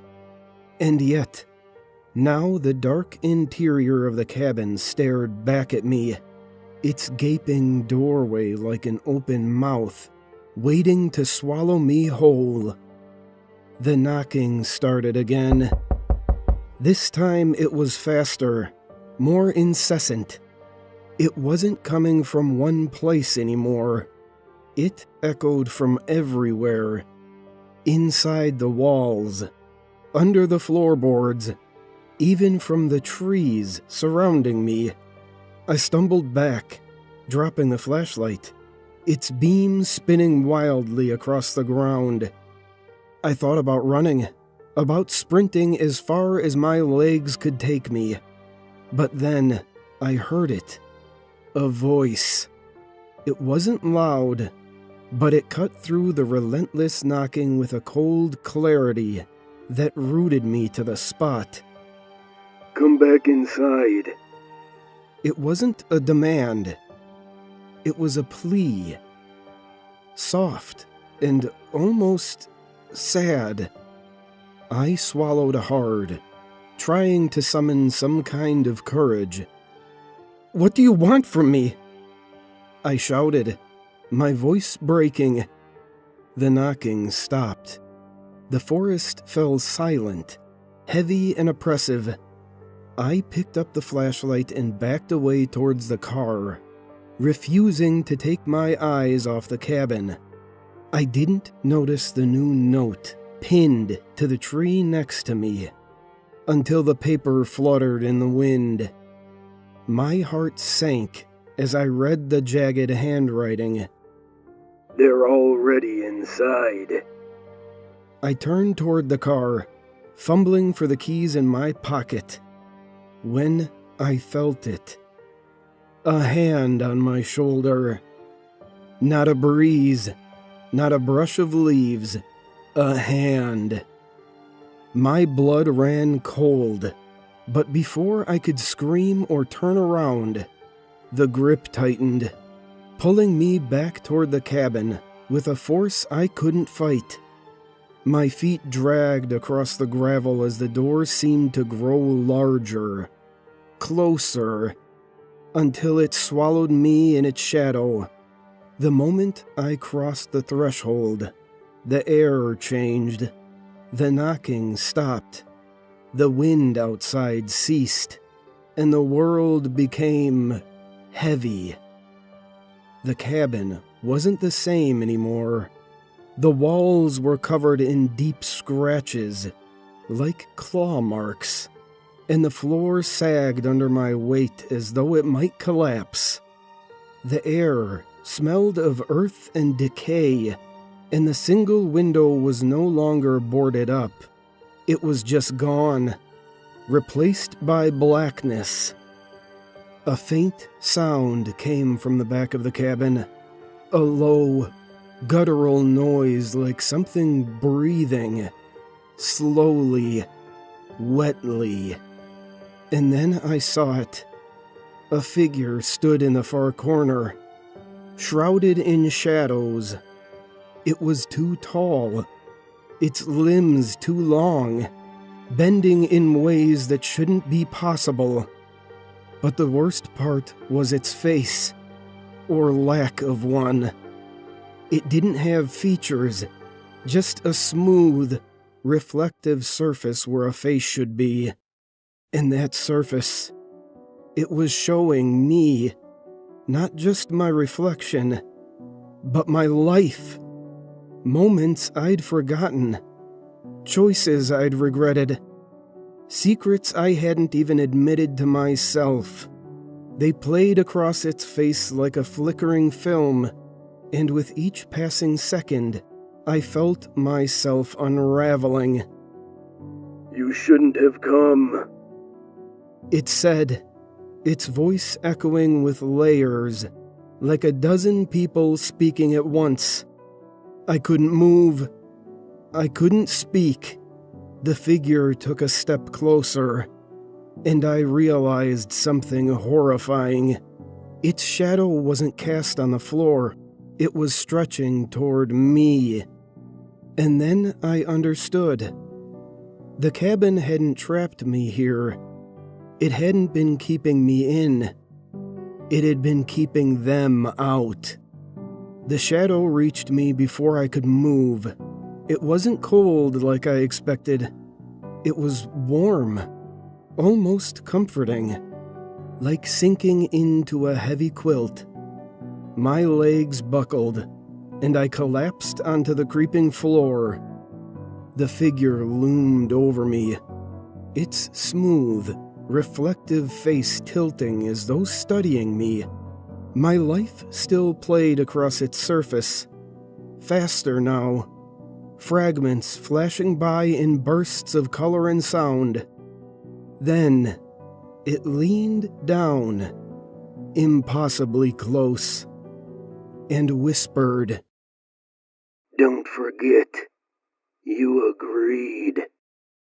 Before I could ask what it meant, the cabin door slammed shut behind me, plunging everything into darkness.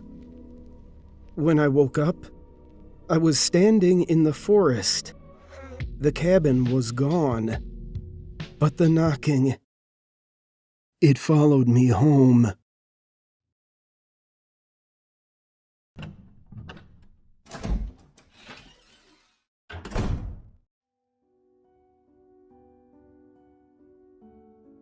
I grew up in a small town in New Jersey and attended the local public high school. It was senior year, and my friend Jack was in charge of setting up chairs for an assembly later that day. I got roped into helping him, but it wasn't too bad because I got to skip my 5th period math class. We eventually ran out of chairs, and one of the janitors gave us a big ring of keys and told us to get the rest out of the basement. Ever since I was a kid, I marveled at those rings with dozens of keys jangling together. They could take you anywhere. Jack made the mistake of letting me carry the keys down to the basement. While I was walking over to a stack of chairs, my foot hooked around the leg of a folding table, and I fell flat on my stomach onto the hard concrete, knocking the wind out of me. The keys skirted across the room and disappeared behind the row of metal folding chairs. Shit. I groaned, bringing myself to my knees and hoping I would be able to breathe correctly soon. "You better find the keys," Jack warned, from behind an armful of folding chairs. I'm going to take these upstairs. I'll be back in a minute." Turning on the flashlight on my phone, I crawled around on my hands and knees on the dirty floor. Nothing. With a heavy sigh, I began to move some of the chairs out of the way to search along the edge of the wall. The keys were nowhere to be found. Just when I was about to give up, I saw a hole in the floor, about the size of 2 fists, behind where a group of chairs had been. Not wanting to stick my hand into a filthy, strange hole in my school's basement, I set my phone on top of it and took a picture. The angle was awful, but in the corner of the frame, I could make out part of the key ring, which had caught on something jutting out from one side of the hole. Begrudgingly, I stuck my hand inside and fumbled around for a little bit until my fingers wrapped around the keys. As I was bringing my hand back up, I felt a stinging pain on the side of my thumb. I quickly pulled the keys up and wiped my hand off on my jeans. Coating the keys and my hand was a thick gray mucus. I gagged and made a mental note to have Jack return the keys. I discovered that the pain I felt was from a thin, inch-long scratch running up the length of my thumb. I went to delete the picture on my phone when I noticed a blurry object resting at the edge of the photo. It seemed to be a tiny, hand-like structure with a small palm branching off into 3 bony fingers, capped with razor-sharp claws. I figured I would take one more picture to prove that my eyes were playing tricks on me. But when I saw the image, it took everything I had to refrain from sprinting upstairs and going home for the day. My phone screen displayed an image of the hole, leading into a small tunnel, which soon opened into a good-sized room. Below the basement, there were no doors or windows that I could see, and as far as I could guess, the only way in or out of that room was through the hole in the floor. Hundreds of what appeared to be needles poked out from the walls and the ceiling. A few reached up into the hole, which is how I must have cut my hand. Just as I was trying to think of a place I could go to get about 6 tetanus shots, I noticed that the large mass on the floor, covered with that gray slime, was actually composed of hundreds, maybe thousands, of tiny creatures. They were the same color as the gray mucus, and had 2 stubby arms and 3 spindly legs that looked more like tendrils. Each one had a wide mouth full of rows of teeth that bore an unsettling resemblance to the needles coming out of the walls. I showed Jack when he came back down, and we grabbed more chairs than was safe to carry up a flight of stairs and hauled ass out of that basement. We showed our friends the picture, which was then circulated throughout most of the school, and the rumors about the room beneath the basement ran wild in the halls. For weeks, I was plagued with reoccurring nightmares about the hole in the floor. It was always the same. I would find myself in that room of the basement, having lost the keys. It played out almost exactly the same as it did in real life. Except, when I reached into the hole for the key ring, my hand was yanked inside. I was laying on the concrete, shoulder deep into the room beneath the basement, screaming as millions of needle teeth gnashed the flesh on my arm, ripping muscle and skin roughly from the bone. The nightmare was horrifying, but on the nights when it seemed the most real, I often awoke to find small needle marks on my body. I had this dream for months, and it was really starting to get to me. I began to see more holes in various places in the school. The needles in these reached almost to the mouth of the opening, and I didn't need to look inside to know that I would find another sea of those writhing monsters within. Graduation couldn't come fast enough. While I was packing for college, I found one of those holes in the wall of my closet. I covered it with a whole roll of duct tape and nailed a piece of plywood over it for good measure. I went to college in St. Louis, and moving halfway across the country helped a lot to put my mind at ease.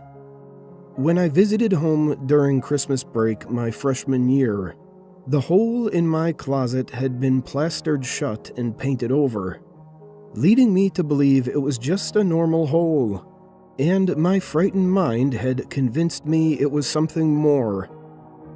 I live in St. Louis now, and have been adjusting to life in the real world pretty well. I just got a job I really enjoy, and seem to be succeeding at it, and I'm planning to propose to my girlfriend soon. I had chalked the holes up to stress and paranoia. I've had several new phones since then, and I haven't been able to find that picture again. Maybe my mind had exaggerated the whole thing. I was comfortable believing that the whole ordeal could be explained by nightmares and anxiety. But when I was walking downtown today, I passed through an alley on my way home from a restaurant. There was something peeking out from behind a dumpster. It was a hole, leaking gray mucus, big enough for me to crawl into. The hole, on the side of an abandoned building in the older part of the city, went down into the ground. Long, shiny needles peeked out from inside and shone in the moonlight. I sprinted all the way home. Leaning on the wall to catch my breath, I felt something sharp poke into my back. To my horror, I found a small hole beginning to form on the wall of my kitchen.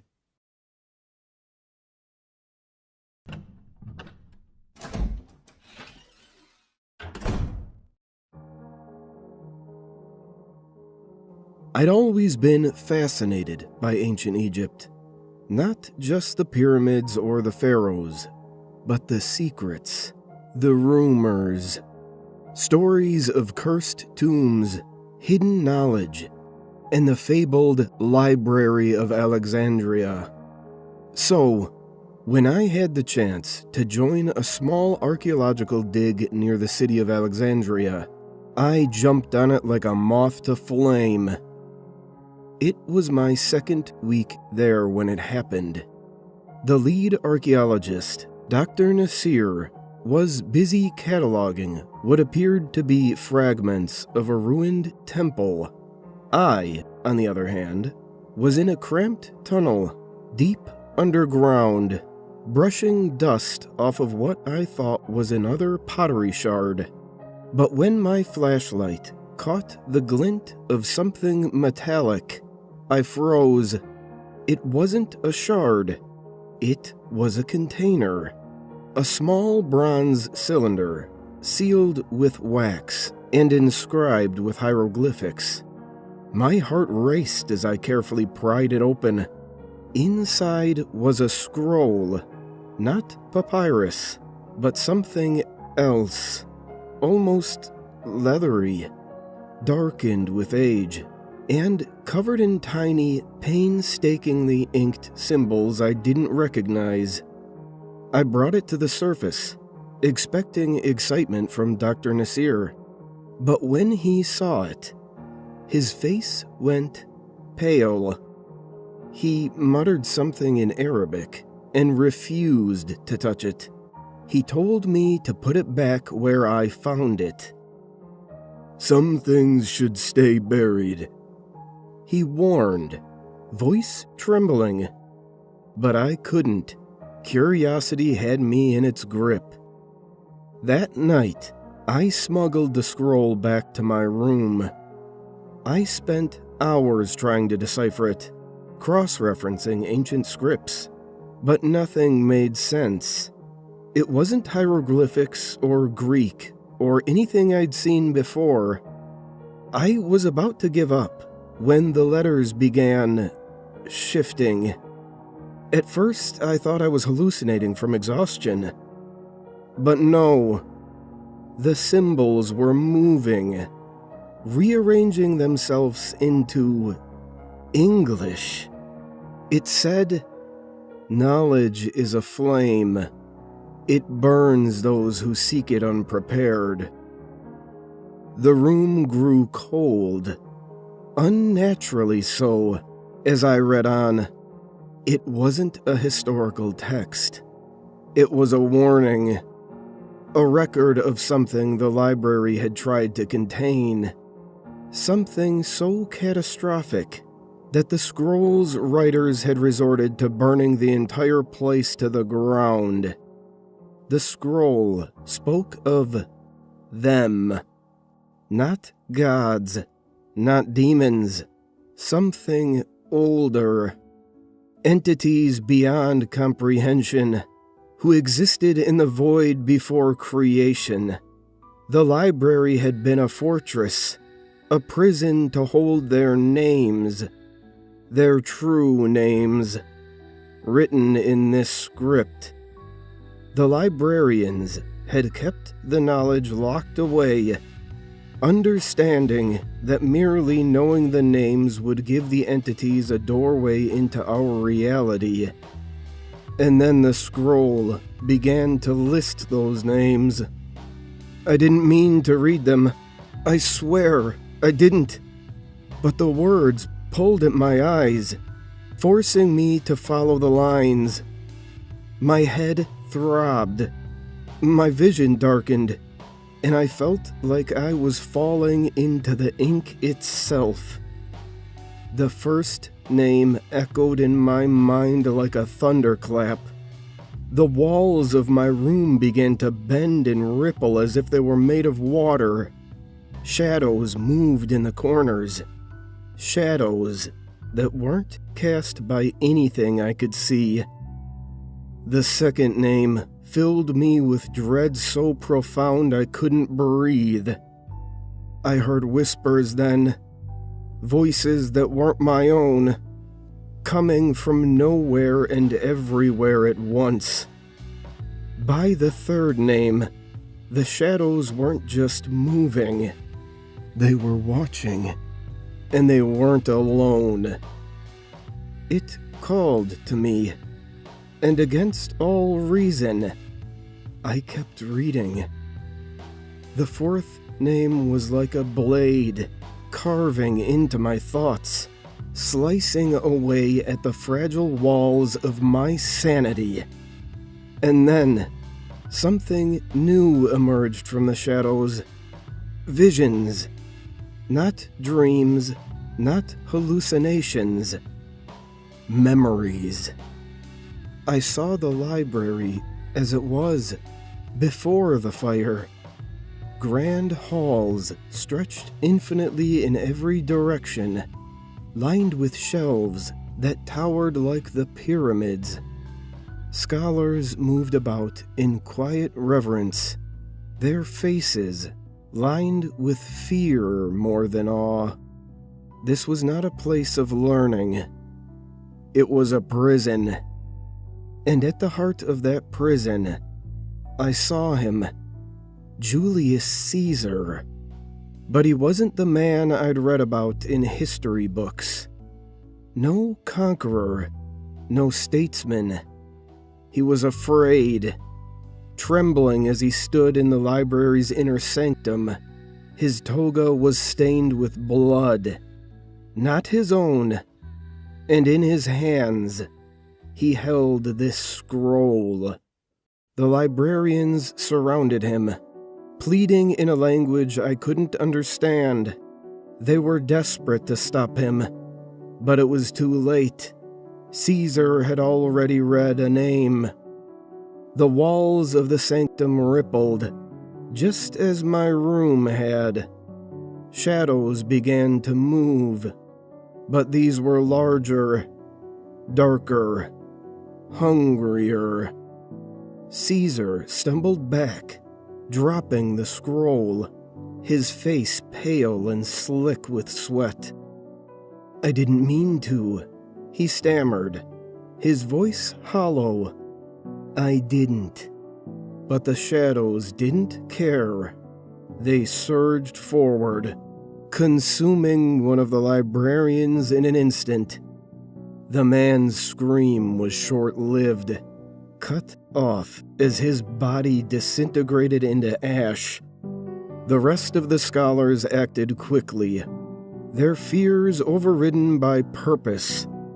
They gathered scrolls, tomes, and artifacts, carrying them to a central pyre.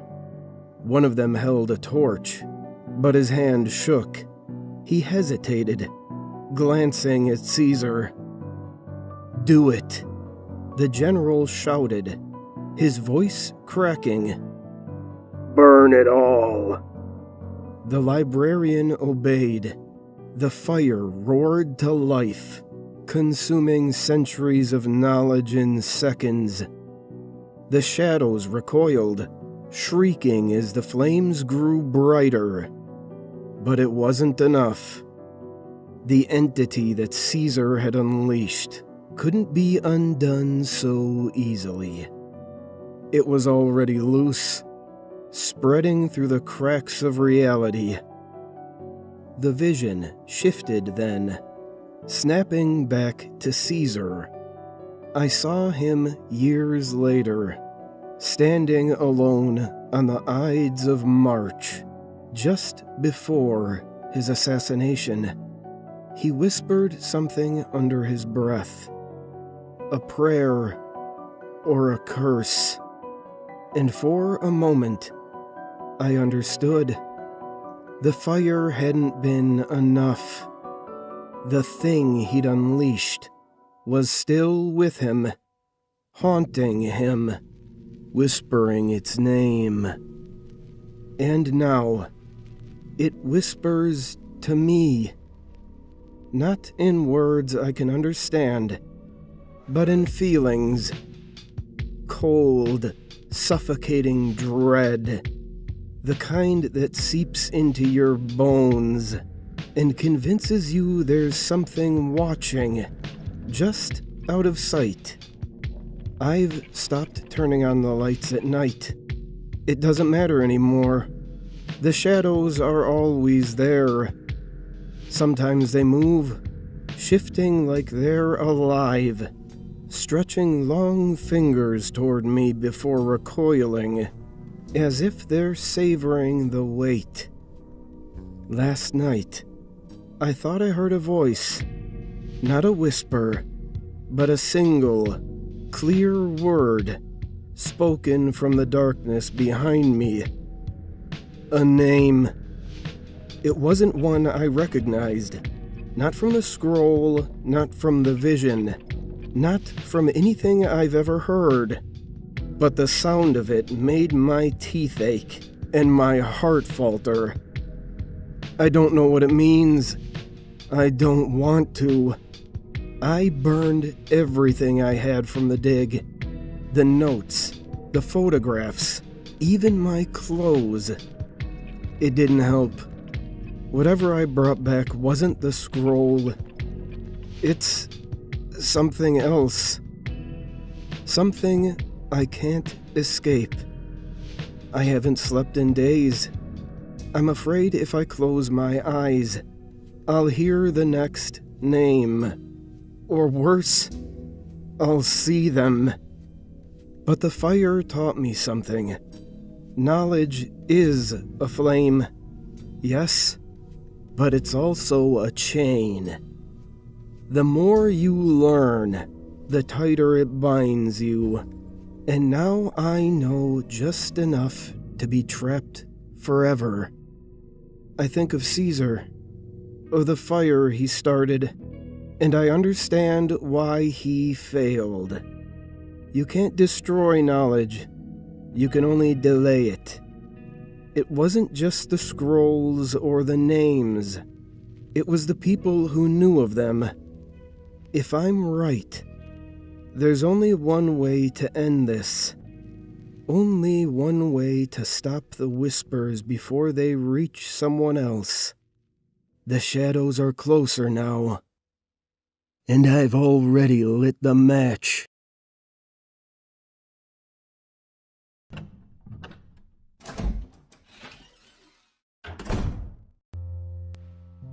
Tonight's story is by Black Volumes. Links in the description below. It all started in 2012, following my 5-year-old brother's death. Grief made itself at home in the deep wound left by the loss of our mother only 3 years earlier. I was only 9 years old, too young to endure such agony. Then again, I don't know whether anybody would be able to bear what I've seen and felt. After Eric passed, it was just Dad and me, but I felt, in a way, as if I'd buried my father too. Or, at least, buried the version of him I had once known. Eric's funeral seemed to break him. In fairness, my father has always been inward and reclusive, but he became worse after my brother died. Some nights, he'd leave my dinner on the table, then I wouldn't see him until the morning. I miss Eric, I tearfully confessed one evening, and Dad simply replied, "We need to move on, Lorna." Maybe that would have been easier if I hadn't felt so isolated. Knowing what I know now, however, I wonder whether I should be thankful. I was a meek child, and trauma has left me a meeker adult. The meek go unnoticed, and that may well have saved me. At some point in late 2012, I spent the weekend with my grandparents, and when I returned, I immediately noticed quite a pronounced difference in the house. "Where is it?" I asked as I lugged my suitcase across the upstairs landing. "Where's what?" my dad asked in a flat tone. I nodded my head at the white plaster on the ceiling above. "The attic door." He frowned. "We don't have an attic, Lorna." I rolled my eyes. "What's between the ceiling and the roof, then?" "That space is structural," my father said softly. "It's not accessible."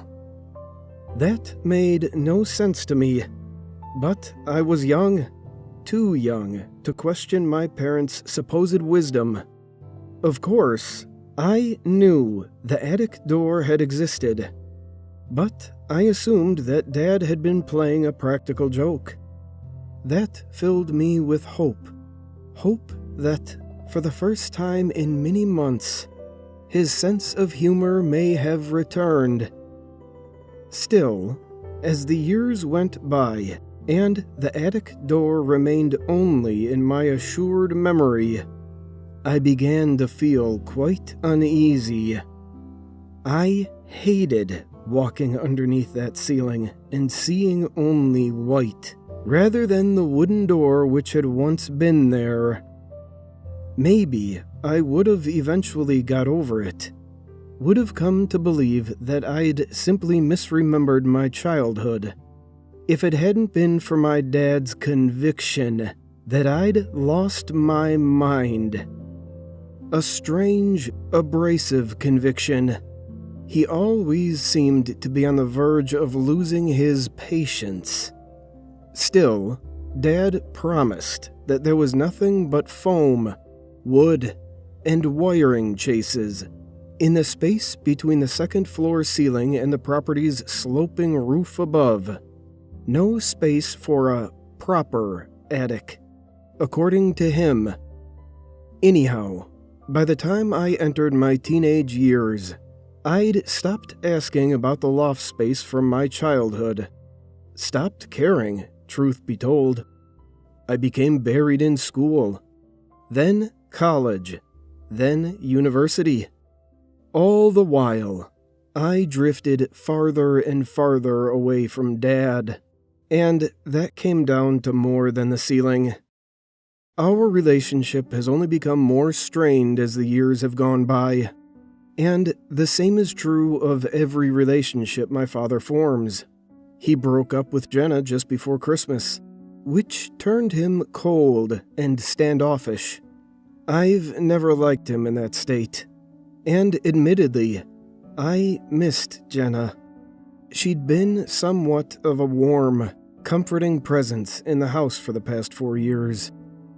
In spite of this, the first alarm bell only started ringing this morning, around 3 in the morning to be exact, a few hours before I needed to get up for work. I was woken by a series of noises. They came from above. 3 weighty, board-buckling creaks.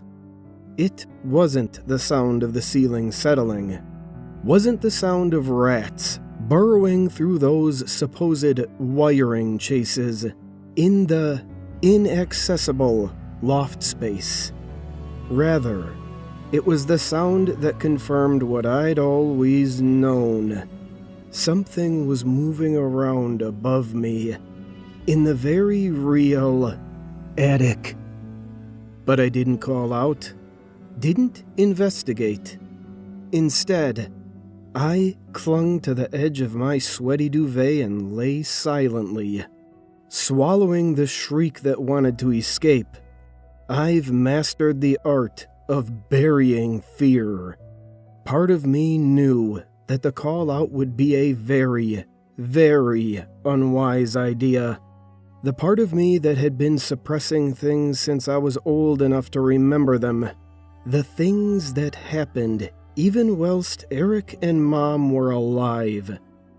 I remember the set of eyeballs that would watch me from the crack in my ajar bedroom door.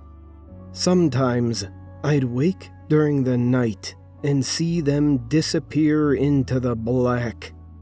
I remember the time Dad stood and watched as I, barely more than a toddler, flailed helplessly in a swimming pool. I'm sure I've forgotten worse things, but I'll never forget what I saw this morning. This morning, something possessed me. Some new source of courage, or more likely delirium. My dad went to work, and I had time before my shift, so I went into the garage, fetched a sizable hammer, and returned to the upstairs landing. I took to the ceiling with a series of swings, tearing a hole through the white plaster with alarming ease. At first, I thought I'd underestimated my own strength, but then I realized there had been next to nothing in the form of resistance from the ceiling. Nothing to prevent my remodeling project. I spat plaster and dust from my wide mouth, Then I eyeballed the black abyss above me. I knew it. I'd known it for 13 years. The space above the second floor wasn't filled with piles of foam and wooden beams and wires. It was a black, empty void. There was, and always had been, room up there. There had always been an attic. Part of me wants to end here, but I'm currently sitting in a police station, trying to keep my mind off of everything. So I'm going to tell you what I told them. I set up a ladder on the landing, climbed into the attic, then lit the space with my phone flashlight. Now, I don't know how the loft space used to look. After all, I hardly had reason to go up there as a 9-year-old. However, whatever purpose it once served, it serves a new one now. I hurled my guts across the floorboards when my light caught the first of the bodies. A woman was bundled up in a large, translucent plastic bag, a maggot-filled bag. The remaining flesh of her bloody face was peeling away to reveal a wide-mouthed skull, but enough features remained to identify her. It was Jenna. As I moved the flashlight beam, I nearly lost my footing on the ladder. I wasn't horrified by the sight of Jenna, not even by the sight of many other plastic-wrapped corpses, some little more than ashes in tattered clothes. I wobbled in fear when I saw the shrine, for lack of a better word, near the back of the attic, surrounded by fresh, burning candles, were 2 long, rectangular wooden crates. Crates with what seemed to be sturdy lids and brass clasps. These were no crates. I know that. About half an hour ago, an officer informed me that my father hadn't returned home. They haven't found him. Sooner or later, I have to leave this place, but I don't want to do that. I'm terrified. I should feel safe, apparently. The police officers have promised to get me far away from here. They've promised to watch me, to protect me. They promised not to let me out of their sight. How on earth will they keep that promise? Nobody's ever stopped my father from making things disappear before.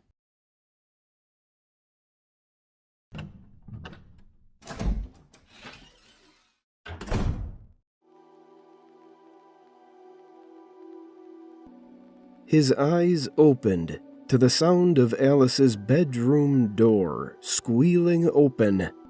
Sleep tugged at him, but his parental sense demanded that he get her back into bed. He heard her bare feet slap on the naked floorboards as he rolled out of the warm envelopment of his blankets. He clumsily put on his slippers and stumbled out into the living room. At the apartment, she had always slept fine, even when she had been a baby.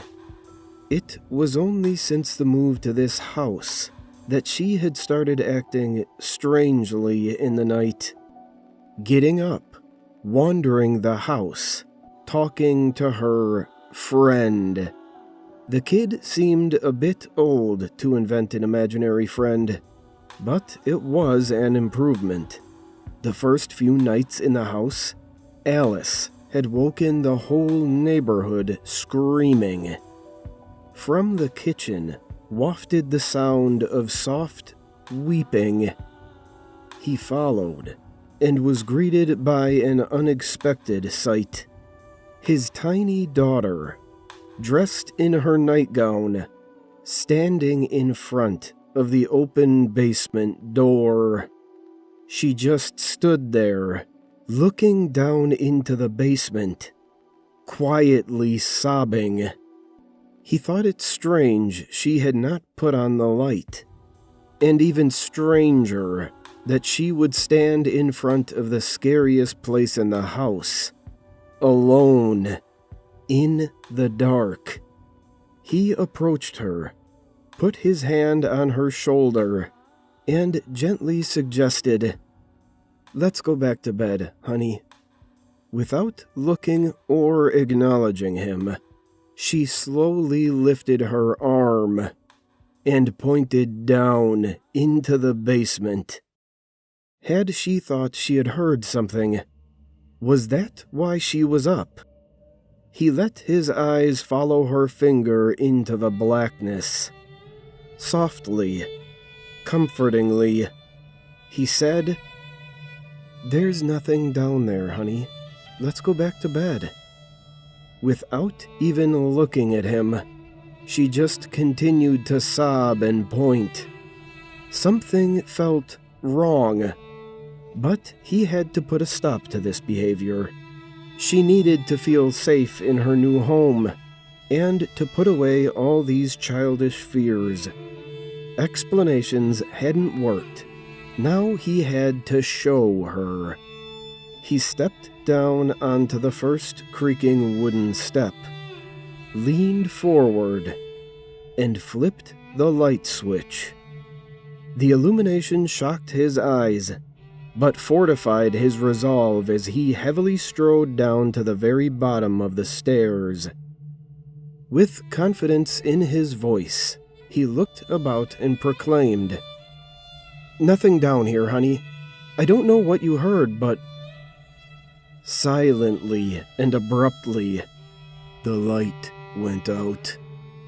Terror struck. He looked back up the stairs. There, his daughter stood in silhouette, no longer pointing, but standing motionless.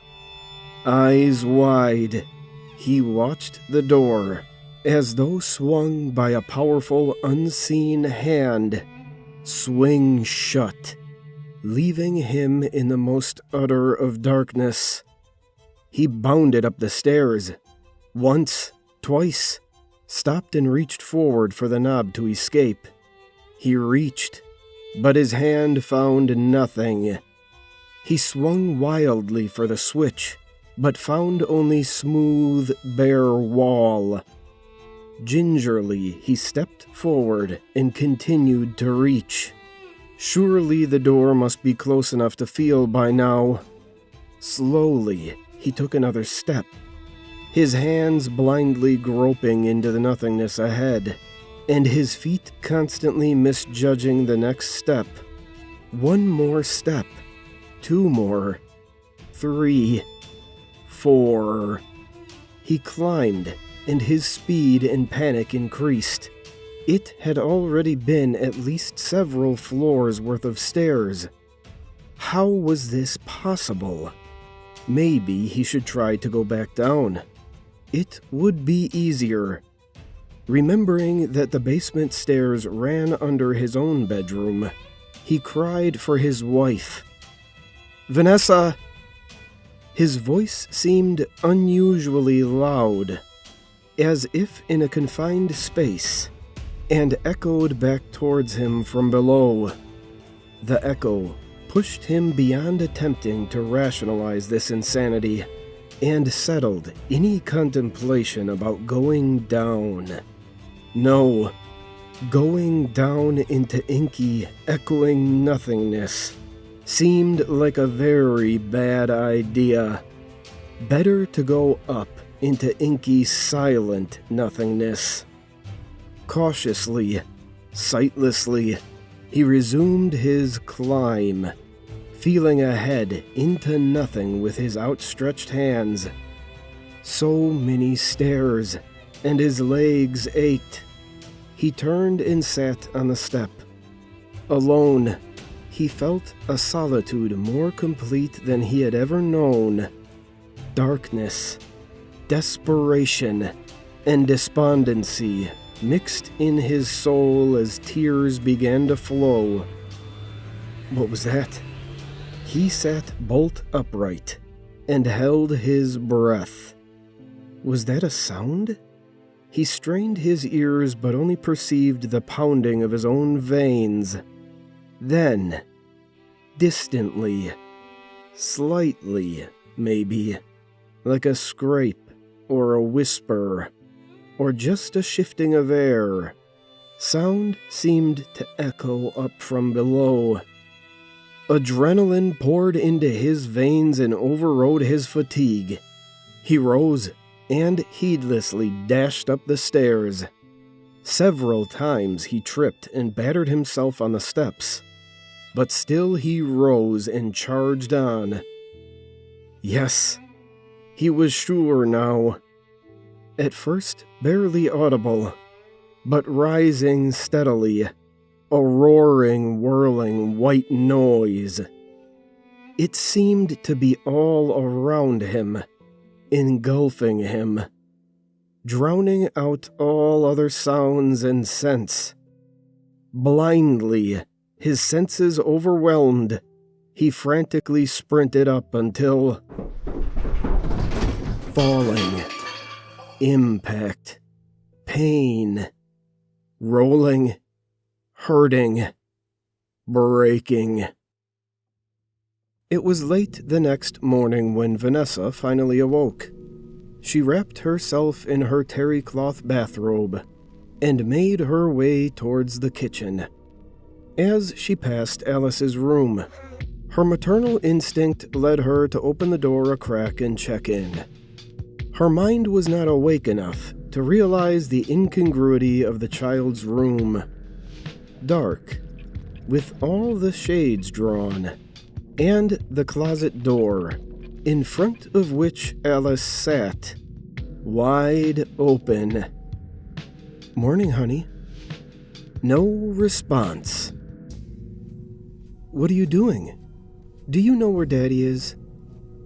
With an uncharacteristically serious expression, Alice slowly turned her head and responded in her tiny voice, "Talking to my friend."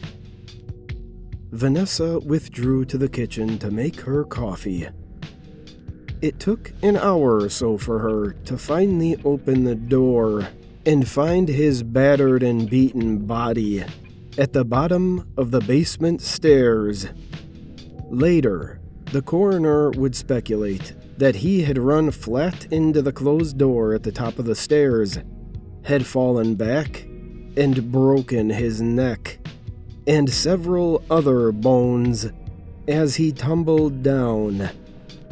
The only really odd thing was that he was so bruised and battered from such a short fall down. So few stairs.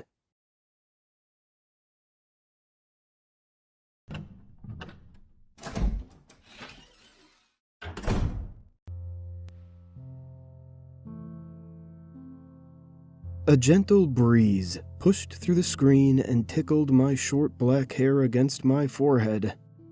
All the windows were open, but I knew I would have to close them soon. It seemed like a downpour would start momentarily. The waves pushed and crashed against the boats and dock just outside. I began to go around closing the windows, not sure if there were any procedures I had to follow if it began raining. I had only been working here at the marina for 3 days. My radio beeped and shook me from my tranced state. "Sean, you there?" I knew that rough voice anywhere. "Yeah, Ron, what's up?" Ron had never failed to surprise me. I knew just by his complexion when I saw him he was a veteran. But still, the stories he told rattled me to the core. I'm coming in. It's about to rain. He grumbled, in the usual gravelly voice. I chuckled to myself. It reminded me of Batman. All right, door's unlocked. I set the radio down and peered out the glass door leading onto the docks. There, I saw Ron, slowly limping because of his bad knee. He had told me about the injury and said it was from a grenade, but refused to go into detail. I made him and myself a cup of coffee as the rain began to come down. We both sat, and I continued to look out the window, waiting for the workday to come to an end. Lately, storms had plagued this side of the bay, causing the tide to rise and bring floods. Looks like the marina is going under again, Ron said, breaking the silence as he glanced at the rising water. Hopefully not too much this time. I took a sip of the coffee. Last time it was up to our knees. Your knees. He corrected me and chuckled his raspy laugh. He had always enjoyed making fun of my under-average height. Hey, at least my eyes aren't as gray as my hair. I grinned, and we both chuckled. The tide slowly rose as the day went on. Ron had decided he would cut his workday short since it was far too flooded to work on the boats. I stayed, hoping at least one customer would show up, since we also sold beer and cigarettes. For a long while, I stared out the window, before I noticed something on the other side of the boatyard. Past the bobbing ships, I saw a man. He was kneeling beside a dead bird. I gagged, thinking of how bad it must smell and why this man was even near it. Slowly, he reached down and picked it up by the legs. Blood trickled down its neck and dripped to the ground. I stood and walked over to the window, staring at him, disgusted, but very curious. Suddenly, he snapped his head towards me, causing my legs to go limp and nearly fall backwards when I saw him. What I believed to be his face had no features. Any exposed skin seemed completely out of focus. His clothes, however, were clearly visible. The polo he wore was stained a sickly green color. The longer I looked at him, the more nauseous I felt. I forced myself to look away from the misty complexion. Slowly rubbing my eyes, I looked back up through the window. Streams of rain snaked down the glass. The man and bird were gone. Not a trace that I could see was left. An open field stood all around the area they had been. The only place he could have gone was the water, which seemed to have risen an unusual amount. I instantly called Ron in a panic. He answered, clearly annoyed by my phone call on his break. What do you want? He grumbled. I have no idea. I blurted without thinking. This guy picked up a dead bird and just ran away with it. Why is that a problem, Sean? There was a pause as I thought about it. Somehow, I knew it wasn't natural, and not just my mind playing tricks on me, but I sure didn't want him thinking I was mentally insane. See, there's no problem. Just some weirdo. He reassured me in a calmer tone.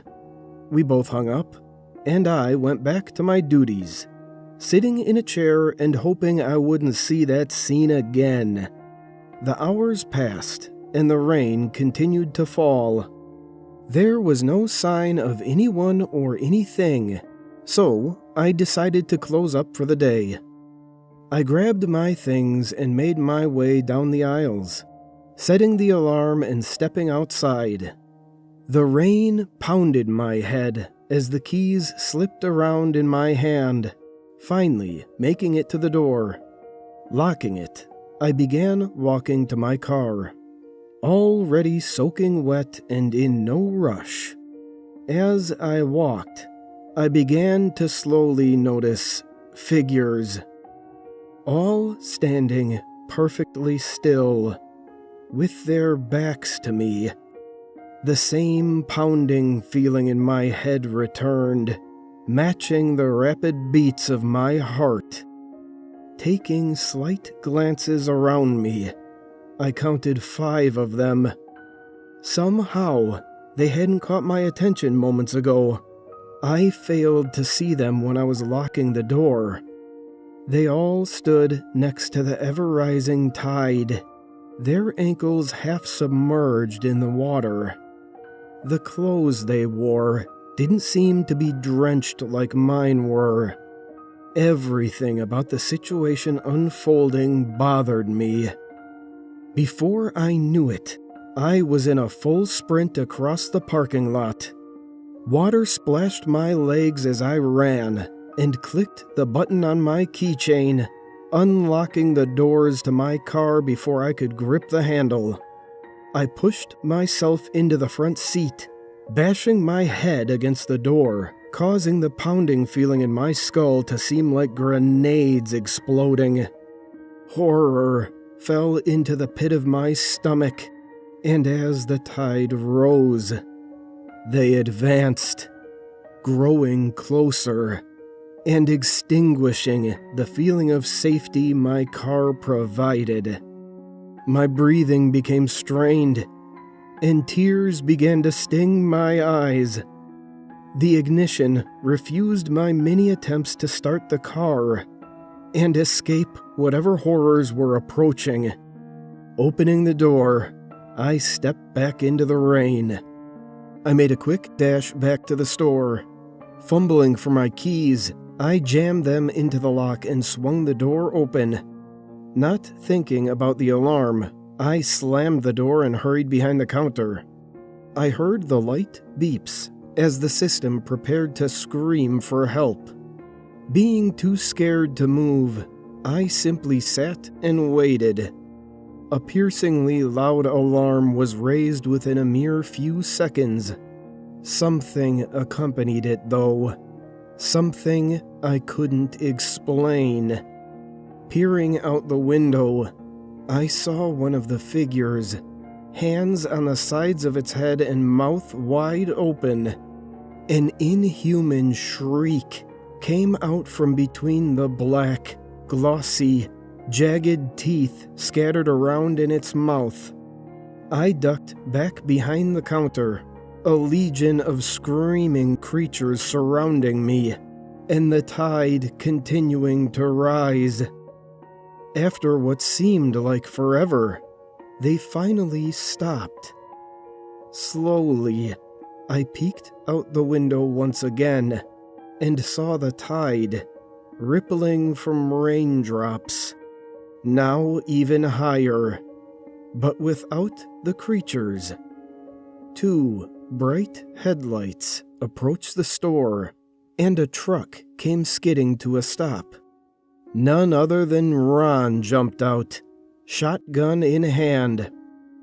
What did you do this time? I heard him yell from outside. I pressed my fingers to my lips and hissed, "Get in here!" I don't know what's going on, but if I came down here for nothing, I could hear the air being forced from his lungs as his body lurched forward. The same out-of-focus creature from earlier standing behind him. Ron stumbled a few feet before regaining his balance and swinging around, his skin clearly becoming pale as he glared at the creature. Its hand flinched as if it were about to grab Ron. Without hesitation, he fired. Pellets speckled the green polo, but the creature didn't so much as move.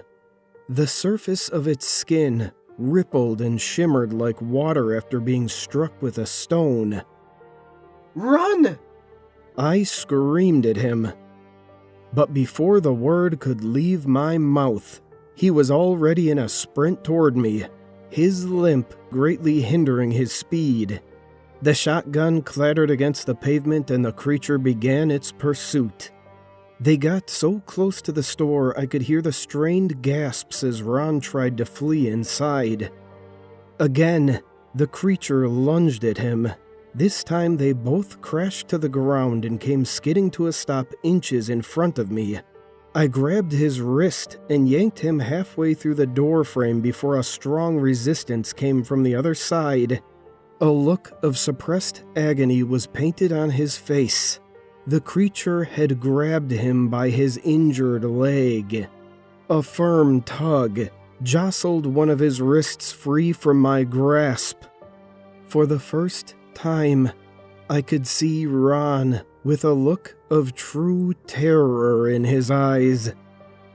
"Please, don't let go." The tone of his voice shook me deeper than any of his stories ever could. There was a light pop as his leg gave way, and the agony plastered on his face echoed through the marina. I tripped and fell forward, scraping my hands as I caught myself. Ron was being dragged away when I looked up, his knee twisted at an unnatural angle. He shrieked, clawing at the pavement, trying to slow his descent into the water. I forced myself up off the ground and darted after him. My feet splashed through the water as I chased the duo. Ron was being dragged through the water like a heavy sack, his leg suspended in the air by the creature.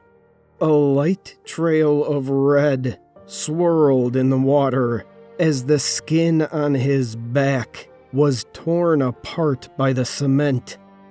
The adrenaline began to wear off, and I became more aware of my surroundings.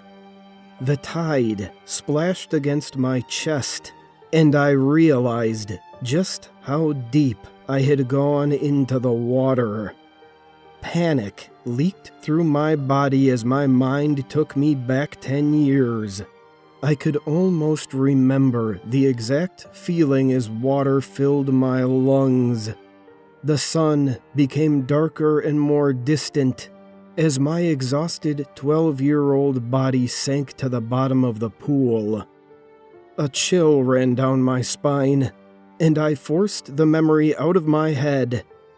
Ron no longer flailed about in the water. His body seemed limp, and his arms floated behind him. Tearing my eyes from the scene, I turned back and got out of the water as quickly as I could, retreating back into the store. The alarm had become a simple background noise. I focused more on the threats that caused it to the sound in the first place.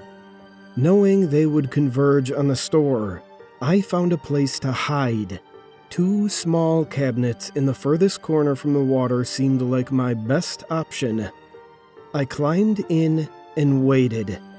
Seconds, minutes, hours passed by as I sat there.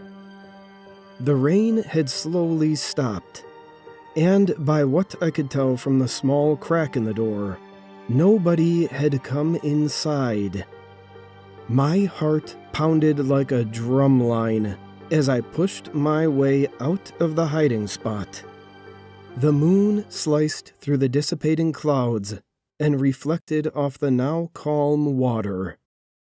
Slowly, cautiously, I made my way down the seemingly endless aisle to the door.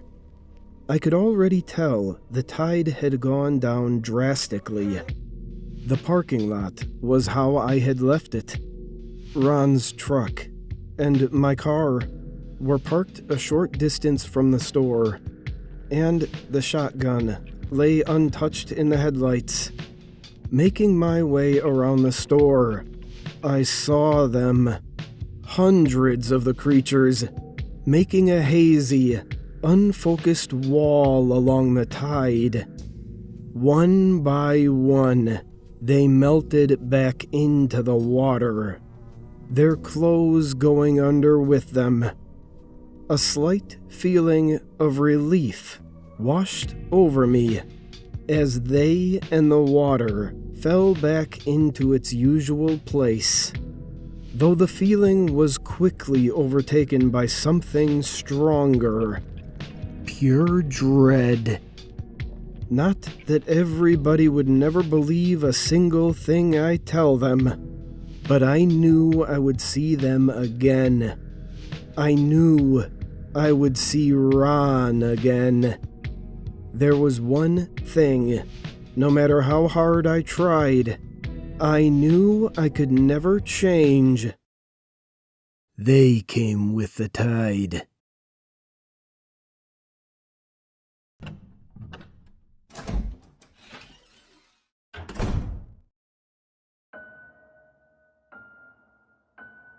My little sister is 13 now. She has blonde hair, blue eyes, and she likes pop music, fashion, and other typical teenage girl stuff. I really do love her. I must have been 7 or 8 when she first came home. I was excited to finally see my little sister.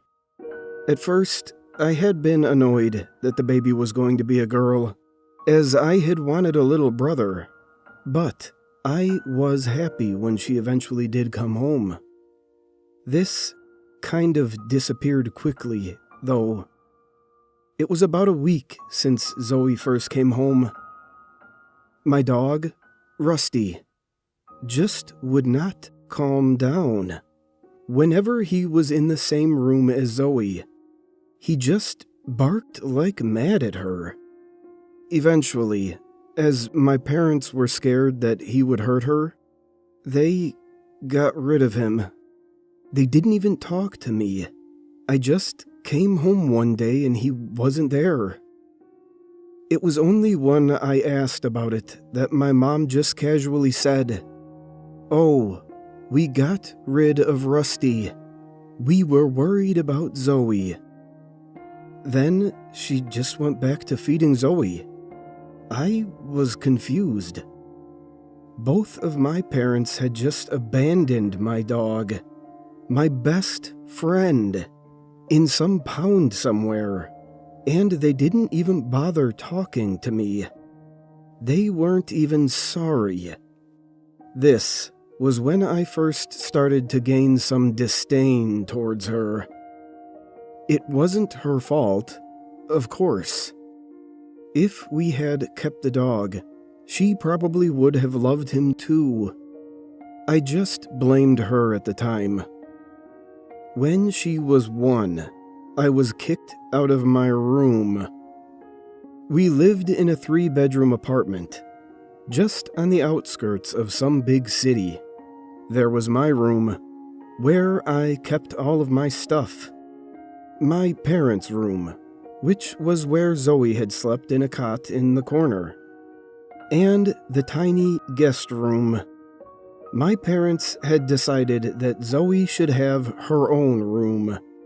But instead of refurbishing the guest room for her, they kicked me out of my room and gave it to her. Any protest I had was quickly silenced.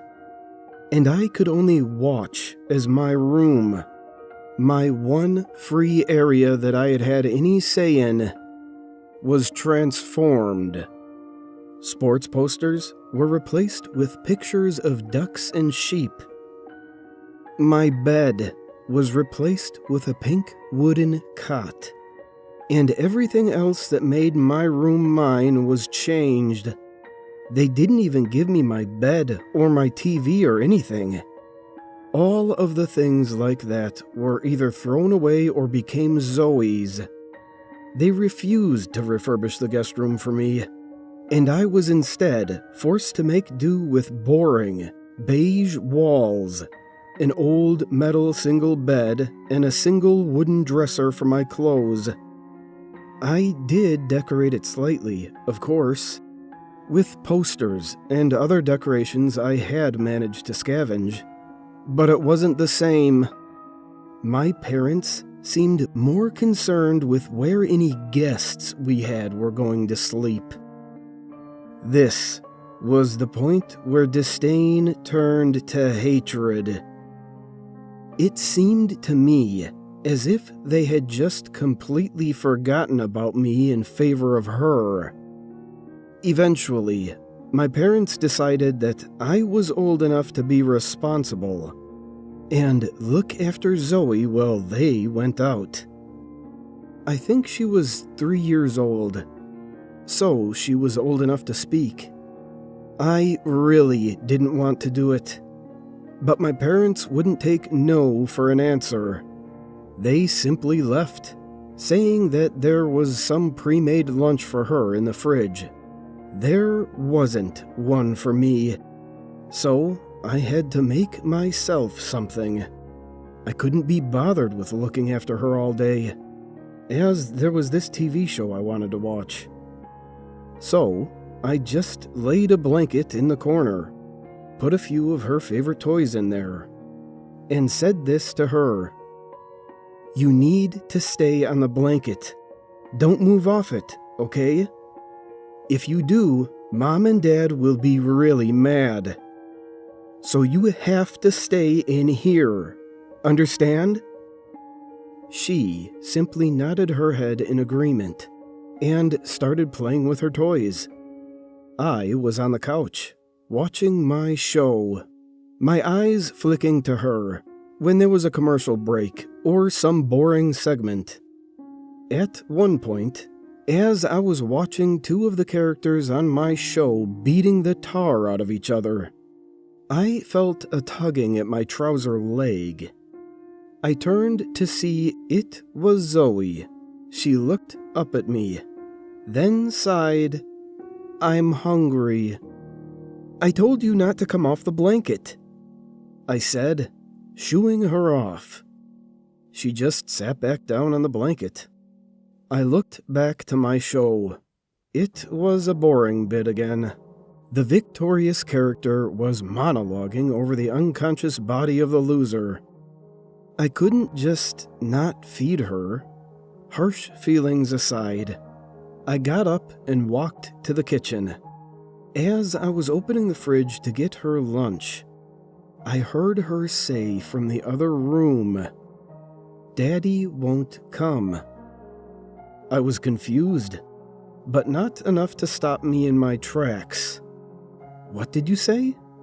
I asked, carrying her lunch over to her. "He won't come." "Come where?" "Here. Back." I was quite unnerved by this, but I didn't think anything of it. About half an hour later, the phone rang. I didn't check the number, assuming it was my mom, but instead, a male voice that wasn't my dad's came through the receiver. "Hello, is this Daniel and Zoe?" The voice sounded serious and kind of upset and disturbed. Yeah, I'm Daniel. Who is this?"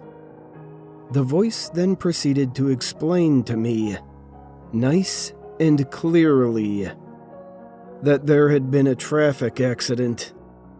My mom was in critical yet stable condition, but my dad was not so lucky. He had survived the initial collision, but died on the way to the hospital. The next few hours were a blur. I just switched off the TV and stared at the blank screen as I waited for my Uncle Jared, who was married to my dad's older sister, my Aunt Louise, to pick me and Zoe up. We spent the next few days at his house. My aunt was inconsolable, I was just dull. I didn't speak. I barely left the bedroom I was in. Zoe was too young to grasp the situation, but they said she understood that Dad was gone.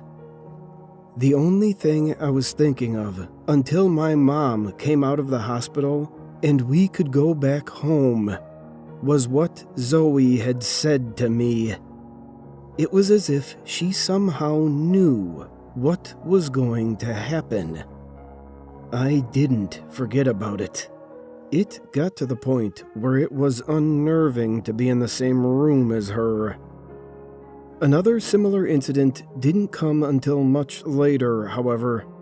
A year, to be exact. It was a nice, sunny day. We all went for a walk in the park. Me, somewhat reluctantly, as by this point we had decorated my new room and I had a TV, which I had plugged a PS2 into. My mom held my sister's hand, and I walked slightly behind, hands buried in my pockets and generally wishing to be home. It was all quiet, nobody really speaking, when Zoe pointed to an inconspicuous-looking guy in a hoodie. All she said was, "There's a bad man over there." My mom turned to look. A man in a gray sweatshirt stood by a fountain. He was staring at his feet, hands in his pockets. I looked too. Something about him did seem rather off, but I didn't think much of it. It was later on, when we had left the park and were in the car on the way home, that I remembered how she had predicted Dad's death. I leaned over to her. "Zoe, what did you say about the man in the park? The bad man?" She turned to me. Her face was covered in chocolate from the chocolate bars Mom had given us. "The man had a knife. He was sad about something. He wanted to change it." She then turned back to look out the window. I was just frozen. He was sad about something. He wanted to change it? I wanted to ask my mom to call the police, but I knew she'd find it ridiculous. I just stared out my window too. The next morning, I was up before anyone else. I saw the local newspaper had arrived. So, I picked it up to put it on the coffee table for Mom to read. As I did, I glanced at the front page headline, and I dropped the paper and almost jumped back in horror. "Family of 5 stabbed to death in home." Beneath it was a mugshot. A man in a gray sweatshirt. It was then that I realized Zoe had a talent. I stopped being distant and uncaring of her, and instead listened carefully to what she had to say about anything, asking her about random things that we saw. I would write down anything I found particularly interesting in a notebook I kept in my room. There wasn't anything major. She worked out when the goldfish was going to die, but that was the biggest thing. I eventually figured out that she could only make predictions linked to deaths. When she was 6, something big happened. She was watching some little girl TV show, eating chips, when the phone rang. She turned to face my mom's boyfriend, David, as he picked up the phone. "Oh no," she said. I was on the other side of the couch reading a comic book. I looked over to her, expecting that something had just happened on the show, but she was staring at David. "What is it?" I asked. "Grandpa," she said, still looking. I froze. I could feel in my gut that this was another prediction. We watched David talk on the phone. Yes? Oh my God, really? Jesus, I'll tell Kathy. Okay, goodbye. Then he hung up. He noticed that both of us were looking at him, and a sullen look came over him. Oh, geez. Kids, I have some bad news. I knew what he was going to tell us before he even said it. Grandpa had passed away in his sleep. Mom was sad. Zoe was sad. I tried to be sad about Grandpa, and I was. I was just more amazed and creeped out at Zoe. How did she do it? That was the last prediction for a long time. I eventually forgot about it, just chalking it up to coincidence. Last week, I got a phone call. Checking the caller ID, I saw that it was Zoe. I hadn't spoken to her in about a month, so I was pretty happy to see her name on my phone. I took the call. Hey, Zoe, how are you? Dan, are you there? I need to talk to you. Are you alone? My girlfriend was sitting next to me, watching TV. Hold on, I'll move. I said, standing up. My girlfriend looked to me. Who is it? It's just my sister. I need to talk to her in the other room. She just shrugged and turned back to the TV. I closed the door to my bedroom behind me. I need you to listen to me. I got a terrible feeling, as if I knew something was going to happen. You and Megan should get out of your house. Go to a hotel or something. Just get out of there. I couldn't speak. Not only did she predict something again, but she was aware of the seriousness of the situation. Meagerly, I managed to say, "Okay, thank you." I hung up. Then I rushed back into the room where my girlfriend was sitting and watching the TV. "Megan, we need to leave." "Why? What's wrong?" My sister had another prediction. We could be in danger. I had told her about the predictions, but she never believed any of it, or chalked it up to mere coincidence. Are you kidding? I'm not going anywhere because your 13-year-old sister thinks we should. I told you about her predictions. This is serious. I shouted. After an hour of bickering and arguing, she finally agreed to leave. We went to a nearby hotel, booked a room for one night, and went to sleep. The next morning, I got a call from the neighbor. He said our house had been broken into, but nothing was taken. I told my girlfriend, and she was utterly dumbfounded. How in the hell did she know? Was all she said. We talked to the police, and I called my neighbor and told him to call the police if they returned.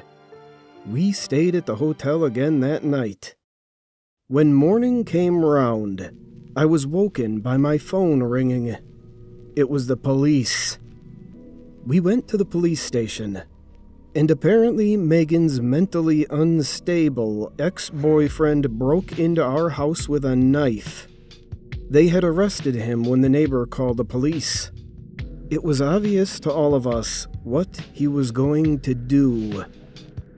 My girlfriend hadn't said a thing.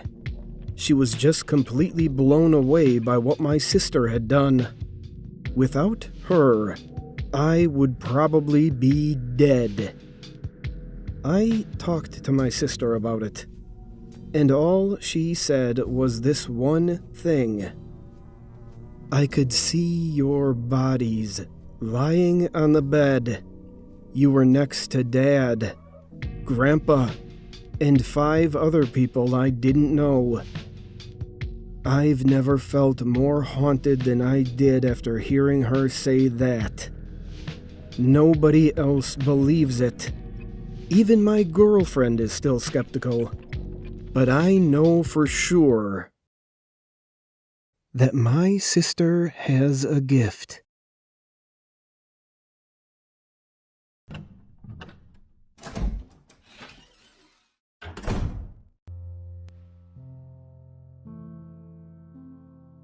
This was Peter's favorite time of year, late fall. Almost all the leaves had fallen from the trees, and the crisp, cool temperatures made for almost perfect weather for him. Peter was a mailman in a somewhat affluent suburb of the city, doing one of the few remaining runs that still had delivery door to door. He would start at one end of the neighborhood, and at a good work rate would be able to complete his deliveries before 2 in the afternoon. He enjoyed his work and tried to keep a quick pace, both for the health benefit it provided and to be able to finish his day early. He never saw many people on his run. Those he came across would make like he wasn't there, a part of the background, if you will. Peter didn't mind much. He would just smile after trying to make some eye contact, then continue on his way. It was early one morning, a little bit into his route, when he came across a little boy sitting on the steps of an older house. He may have delivered here 100 times already, if not more. Rarely did he see anyone around that place, but from his vague memory, he recalls he may have come across this boy once or twice. This time seemed different, like he almost was waiting for him. He was no more than 10, a bit pale, with sandy blonde hair, piercing blue eyes, and almost no expression on his face. He never took his eyes off of Peter as he sat there on the steps, waiting for the mailman to make his delivery. Peter thrust a letter into the boy's outstretched hand and gave him a smile. He continued on his way, oblivious to the boy's eyes as they followed him down the street. The next day was similar, only the boy was at a house further up the street, earlier on his run. Peter went through the motions, putting the envelopes in the boy's hand, and walked towards the next house. Although he knew that the boy probably didn't live at the house he found him at, he almost felt compelled to hand him the mail. Every day, their little game continued, and every day the boy was waiting at a house further and further up the street. Peter would spot the boy from a distance, and sure enough, there would always be a delivery for the house where the boy sat. There were never any words exchanged between them, but a general uneasiness on Peter's part started to become quite evident every time he approached the steps where the lad sat. Peter started being very anxious about this part of his job. He felt a sense of dread as he would approach the boy and almost be frightened in his presence. Peter could feel that something just wasn't right with the whole situation. The next day started like any other, but as he made his way towards the boy's street, he realized that the object of his angst would probably be at the first house on the block, due to him moving up the street a few houses each day. He turned the corner and was greeted with a makeshift memorial right on the curb. Propped up on the lamppost were flowers, crosses, little stuffed animals, and a few toys. Warily, Peter looked over to the first house, almost shaking. "The memorial is for the boy. It must be for the boy," Peter thought. He looked over to the house, half expecting not to see him. The boy, however, was there, sitting on the steps waiting for him. The scene seemed even scarier this time, given Peter's revelation. The boy was looking down at his own feet this time, a few tears visible on his pale cheeks. The mailman reluctantly approached him with his usual letters and put them in his hand. "Do you know what happened here?" Peter asked the boy. The little boy looked up a bit and nodded, more tears streaming down his cheeks. He pointed to the memorial at the foot of the lamppost, and then upwards to a paper taped at eye level that Peter didn't notice. Even though he couldn't read the words from where he was, he knew what the newspaper clipping said. "That's about you, isn't it?" Peter asked, his voice almost breaking. He couldn't believe he was speaking with a child who had died tragically at this spot. "No," the boy answered, almost in a whisper. "It's about both of us." Peter put his head in his hands and sobbed uncontrollably. The memories of the accident came flooding back. The car careening out of control. Him trying to push the boy out of the way. The hit and run that disastrously took both their lives. "What's your name?" Peter asked as he tried to compose himself with this new truth. "Michael," said the boy in a bit of a stronger voice than before. "Well, Michael, I think I can finish early today," Peter told him. He put his mailbag down onto the manicured lawn and started walking down the street, leaving the makeshift memorial on the corner behind them. Michael got up off the steps and followed.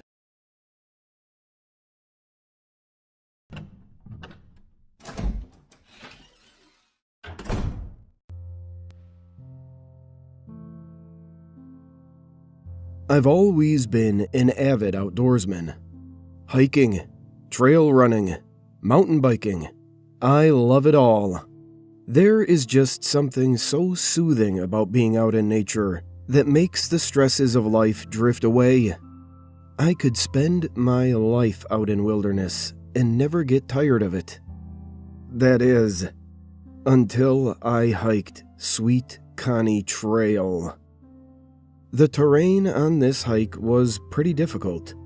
A near constant incline up the face of a rocky mountain slope.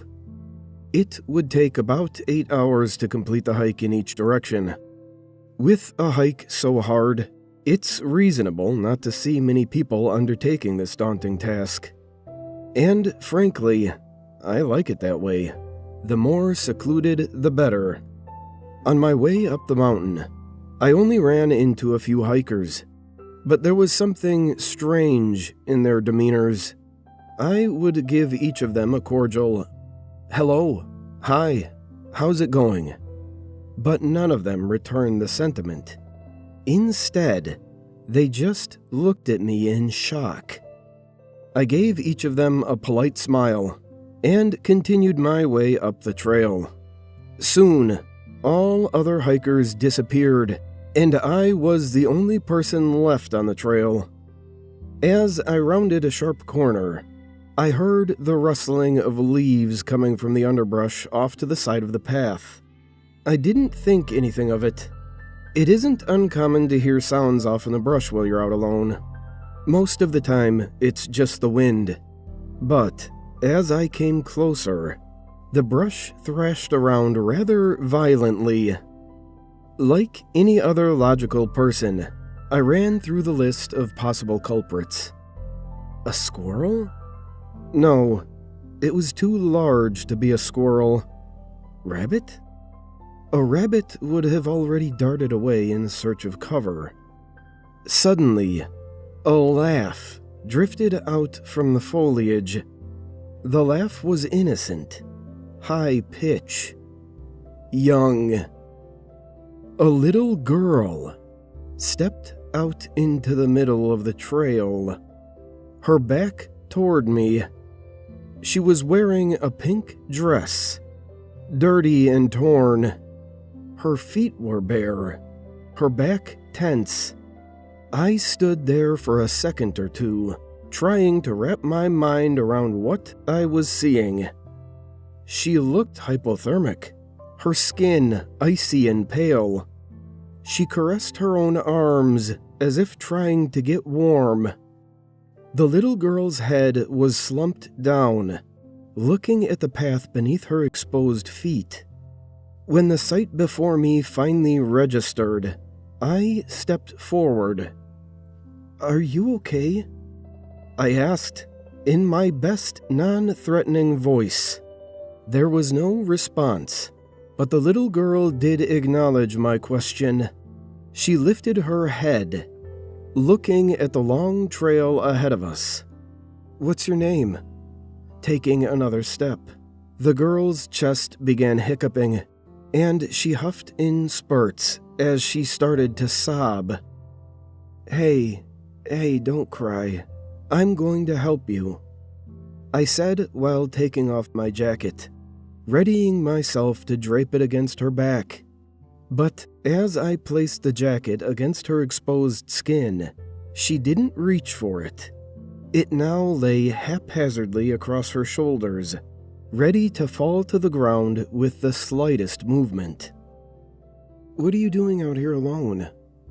I asked, concern filling my voice.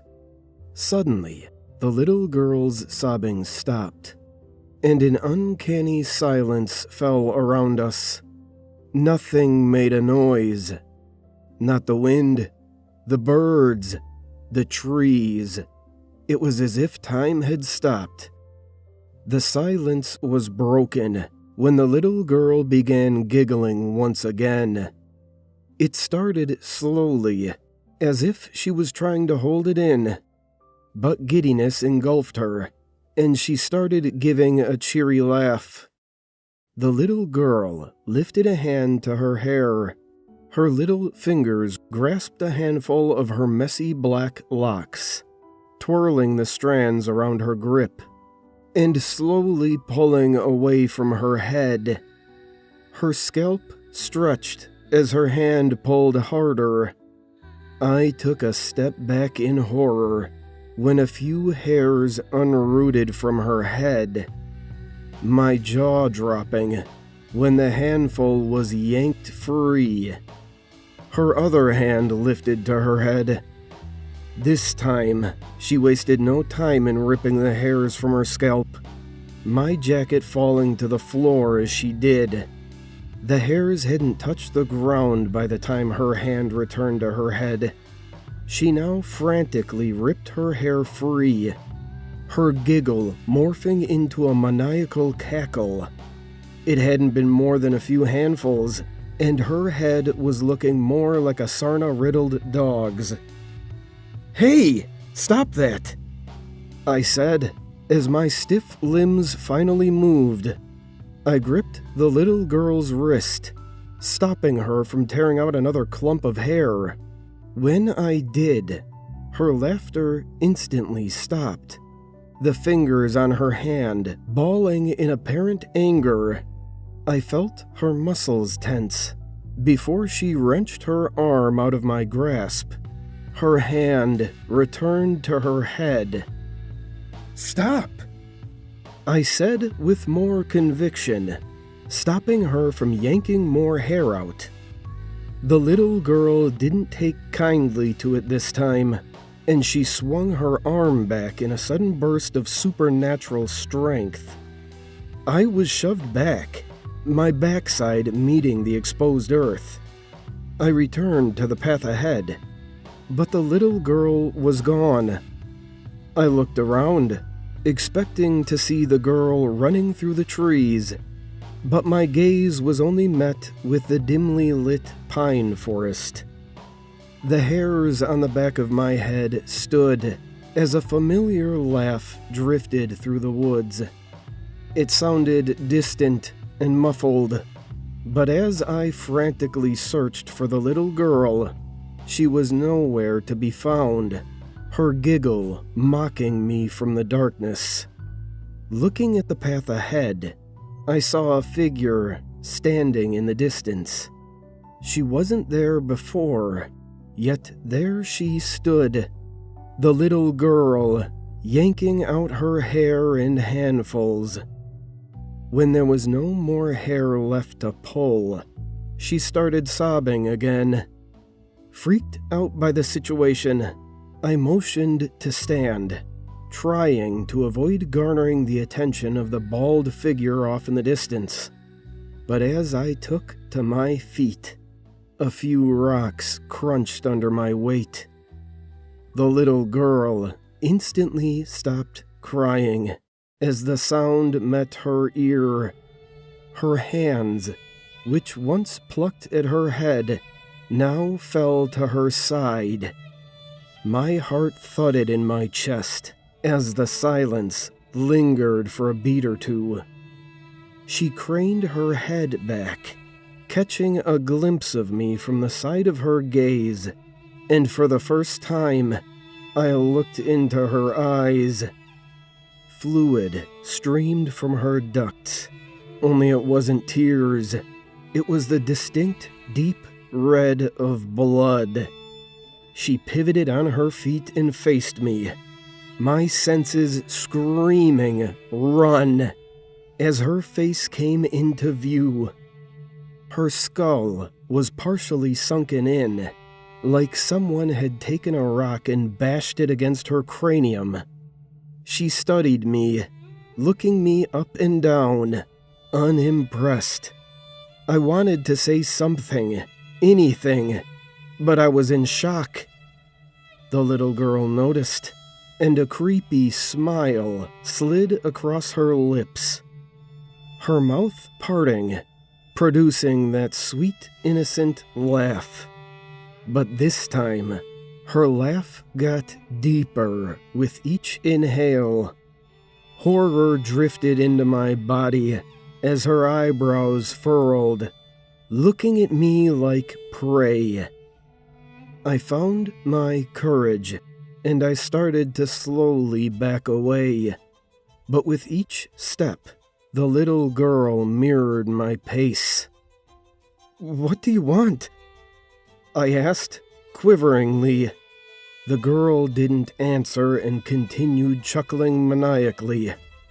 "Please, don't hurt me," I pleaded, desperation evident in my tone. The little girl picked up the pace. I found myself stumbling on my heels, but as I turned around, facing the path that led back to the trailhead, the little girl stood in front of me in the distance, the red fluid still oozing from her eyes. My feet slid across the trail as I came to a screeching halt.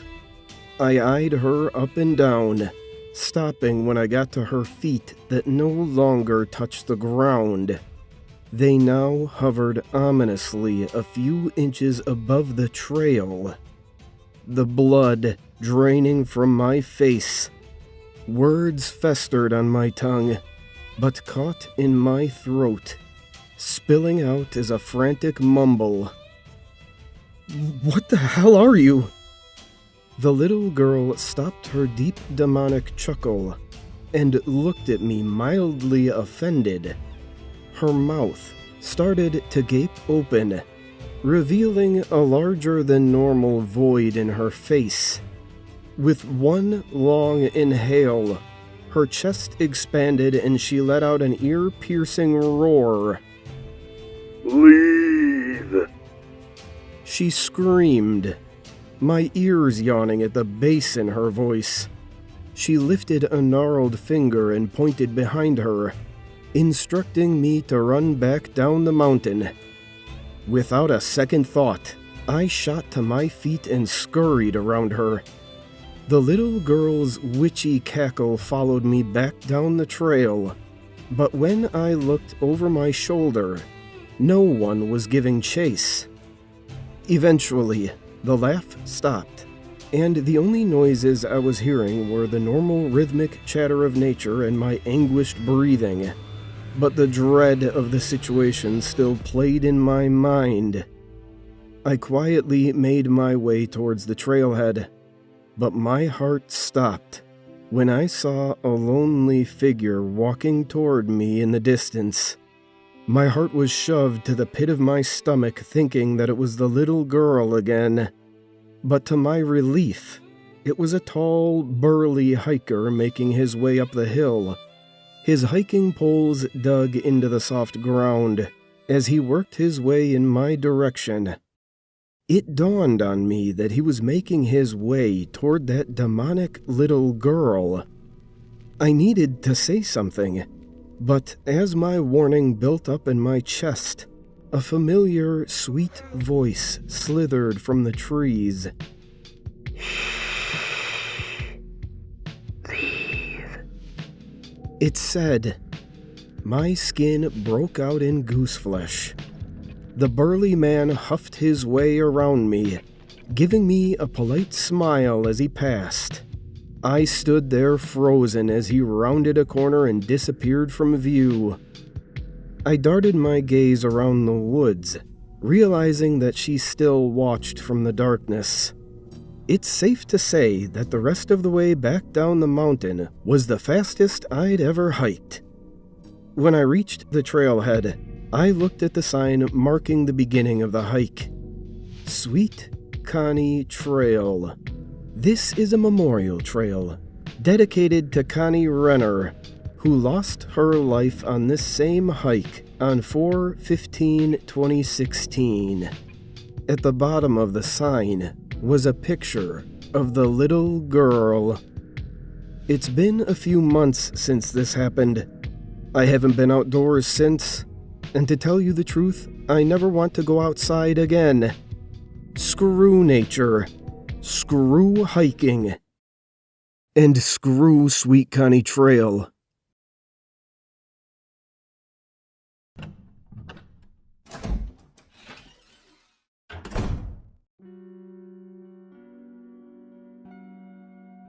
A little background before I get into it.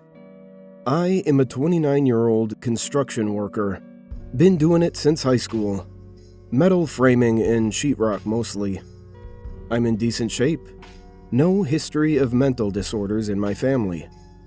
Only problem I have developed over the years is a mild case of tinnitus, from being stubborn and refusing to wear ear protection. It comes during times of silence, like when I'm trying to sleep. So I try to keep the TV or a fan on to cancel out the ringing. Work was getting very slow where I lived, so I decided to move to Virginia. I was staying with a friend who got me a sweet gig with a local construction company on Norfolk Naval Base. Huge job. 5-story building. Complete build-out from the ground up. Good pay. Not exactly close to where we were staying, but the drive wasn't bad, as long as I made it out before morning traffic. Only thing wrong with the job was the foreman was a complete asshole. Always talking down to us workers in that sort of passive-aggressive tone that made me want to punch him in his face. But as long as we stayed busy, he didn't bother us for long. It was a huge job, and he had a lot of people to bug.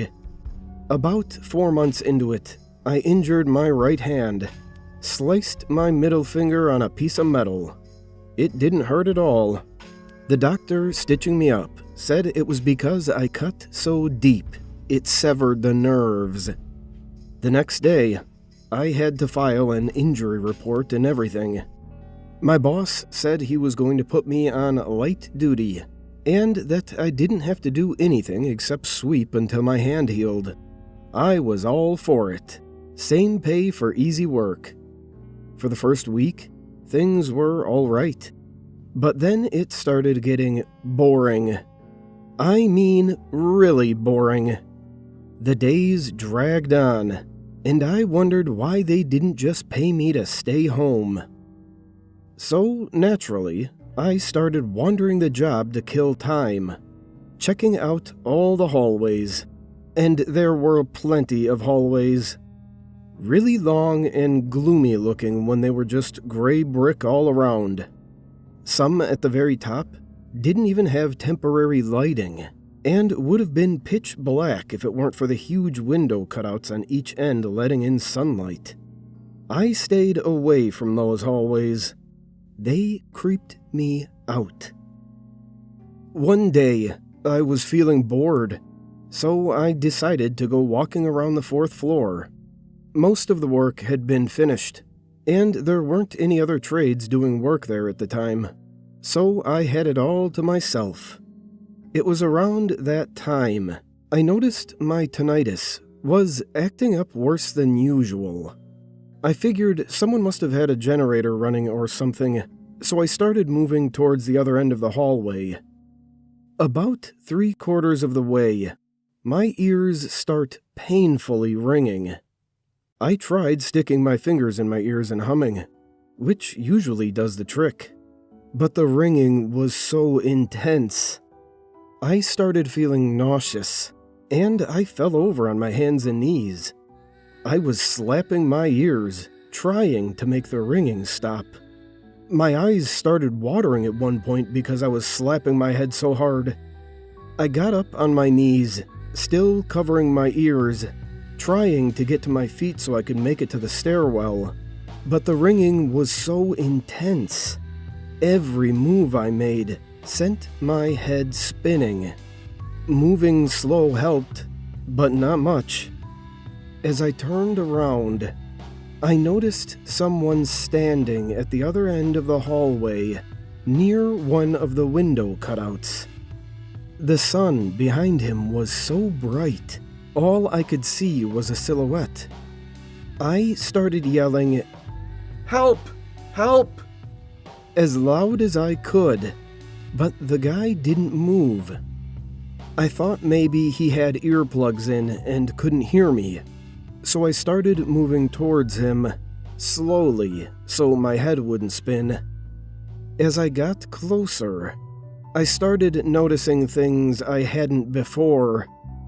First, this guy was huge, like impossibly huge. His head was small in proportion to his body and near the top of the window. His shoulders were really wide and high, almost like he was shrugging. His arms were long, hanging down past his waist, with really long fingers on each hand. I still couldn't make out any facial features because of the bright sun behind him, but as I started realizing this person wasn't normal, I slowly backed away. He just stood there, looking right at me. I was almost to the stairs when this thing slowly cocks its head to the side, like a dog does when it's confused, and the ringing in my ears just goes crazy. It was extremely painful. At the time, I thought my ears were bleeding. I was pressing my hands into my ears and yelling, but it was so loud I couldn't even hear myself yell. I dropped back on my hands and knees and threw up on the floor until I was puking air. I looked up to see if this thing was coming at me, but I caught a last glimpse of it as it walked into a nearby room.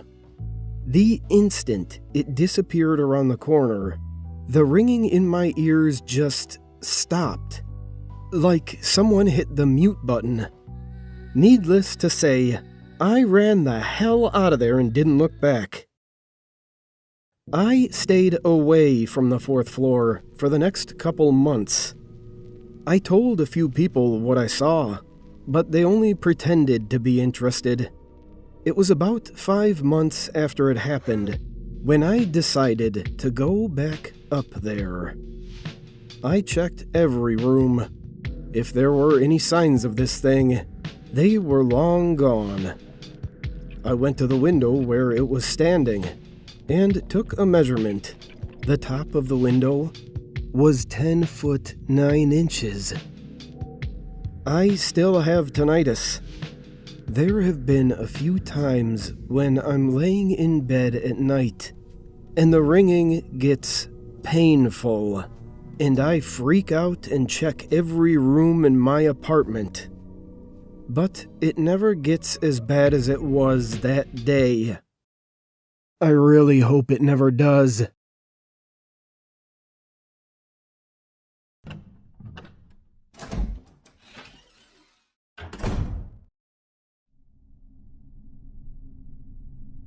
My skin whispers now, not in tongues of flesh, but in the lexicon of rot.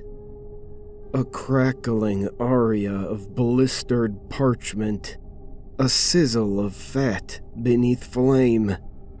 The mirror clings to its pretty fiction, the same ashen cheeks, the same bitten lips, still mouthing prayers the dark devours like confections.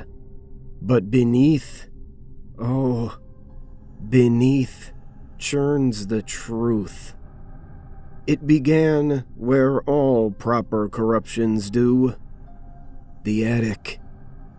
That jar gleamed like a cataract eye amidst the dust, veined with cobwebs, breathing faintly. Inside, curled a desiccated cord, neither plant nor organ, thrumming with the rhythm of a stillborn heart. My finger brushed its crust. Idiot. Romantic fool. And it unraveled into smoke.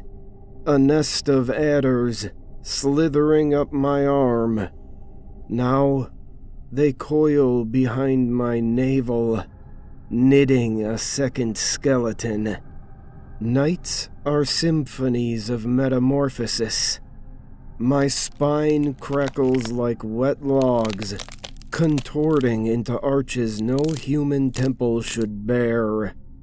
Shadows vomit from my throat, liquefied faces, grasping hands, leaving Rorschach blooms on the sheets. The doctors prattle of hysteria, psychosis. They never linger long enough to hear the wet purr beneath my ribs. Yesterday, my left hand blossomed. Skin split from thumb to wrist, birthing a sap that reeked of embalming spices and overripe figs. Translucent tendrils writhed from the wound, braiding themselves into a finger of polished bone. Its finger. It scribbles sonnets on my thighs, with a nail grown from my own tibia. Soon, it carves beneath my breasts. Soon. No more pretending. I tried immolation, poured gasoline like funeral libations over my shuddering limbs, but the match flare caught the thing's gaze in the bathroom mirror. A kaleidoscope of yellowed eyes, each reflecting a different scream.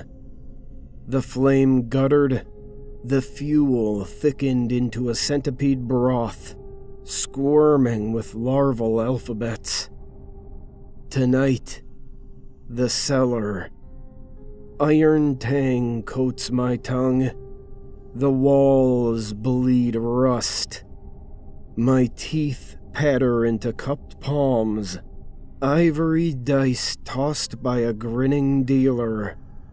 The thing hums through my slack jaw now, a dirge in the tongue of drowned empires. My abdomen swells, skin gleaming like stretched wax. Something turns inside. They'll discover a deflated cradle of epidermis, brittle as a snake's shed.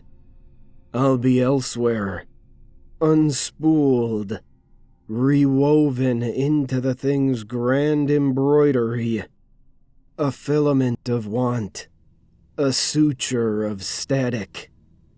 Lean closer, press your ear to the pulse. Hear the wet click? Beneath your own veins,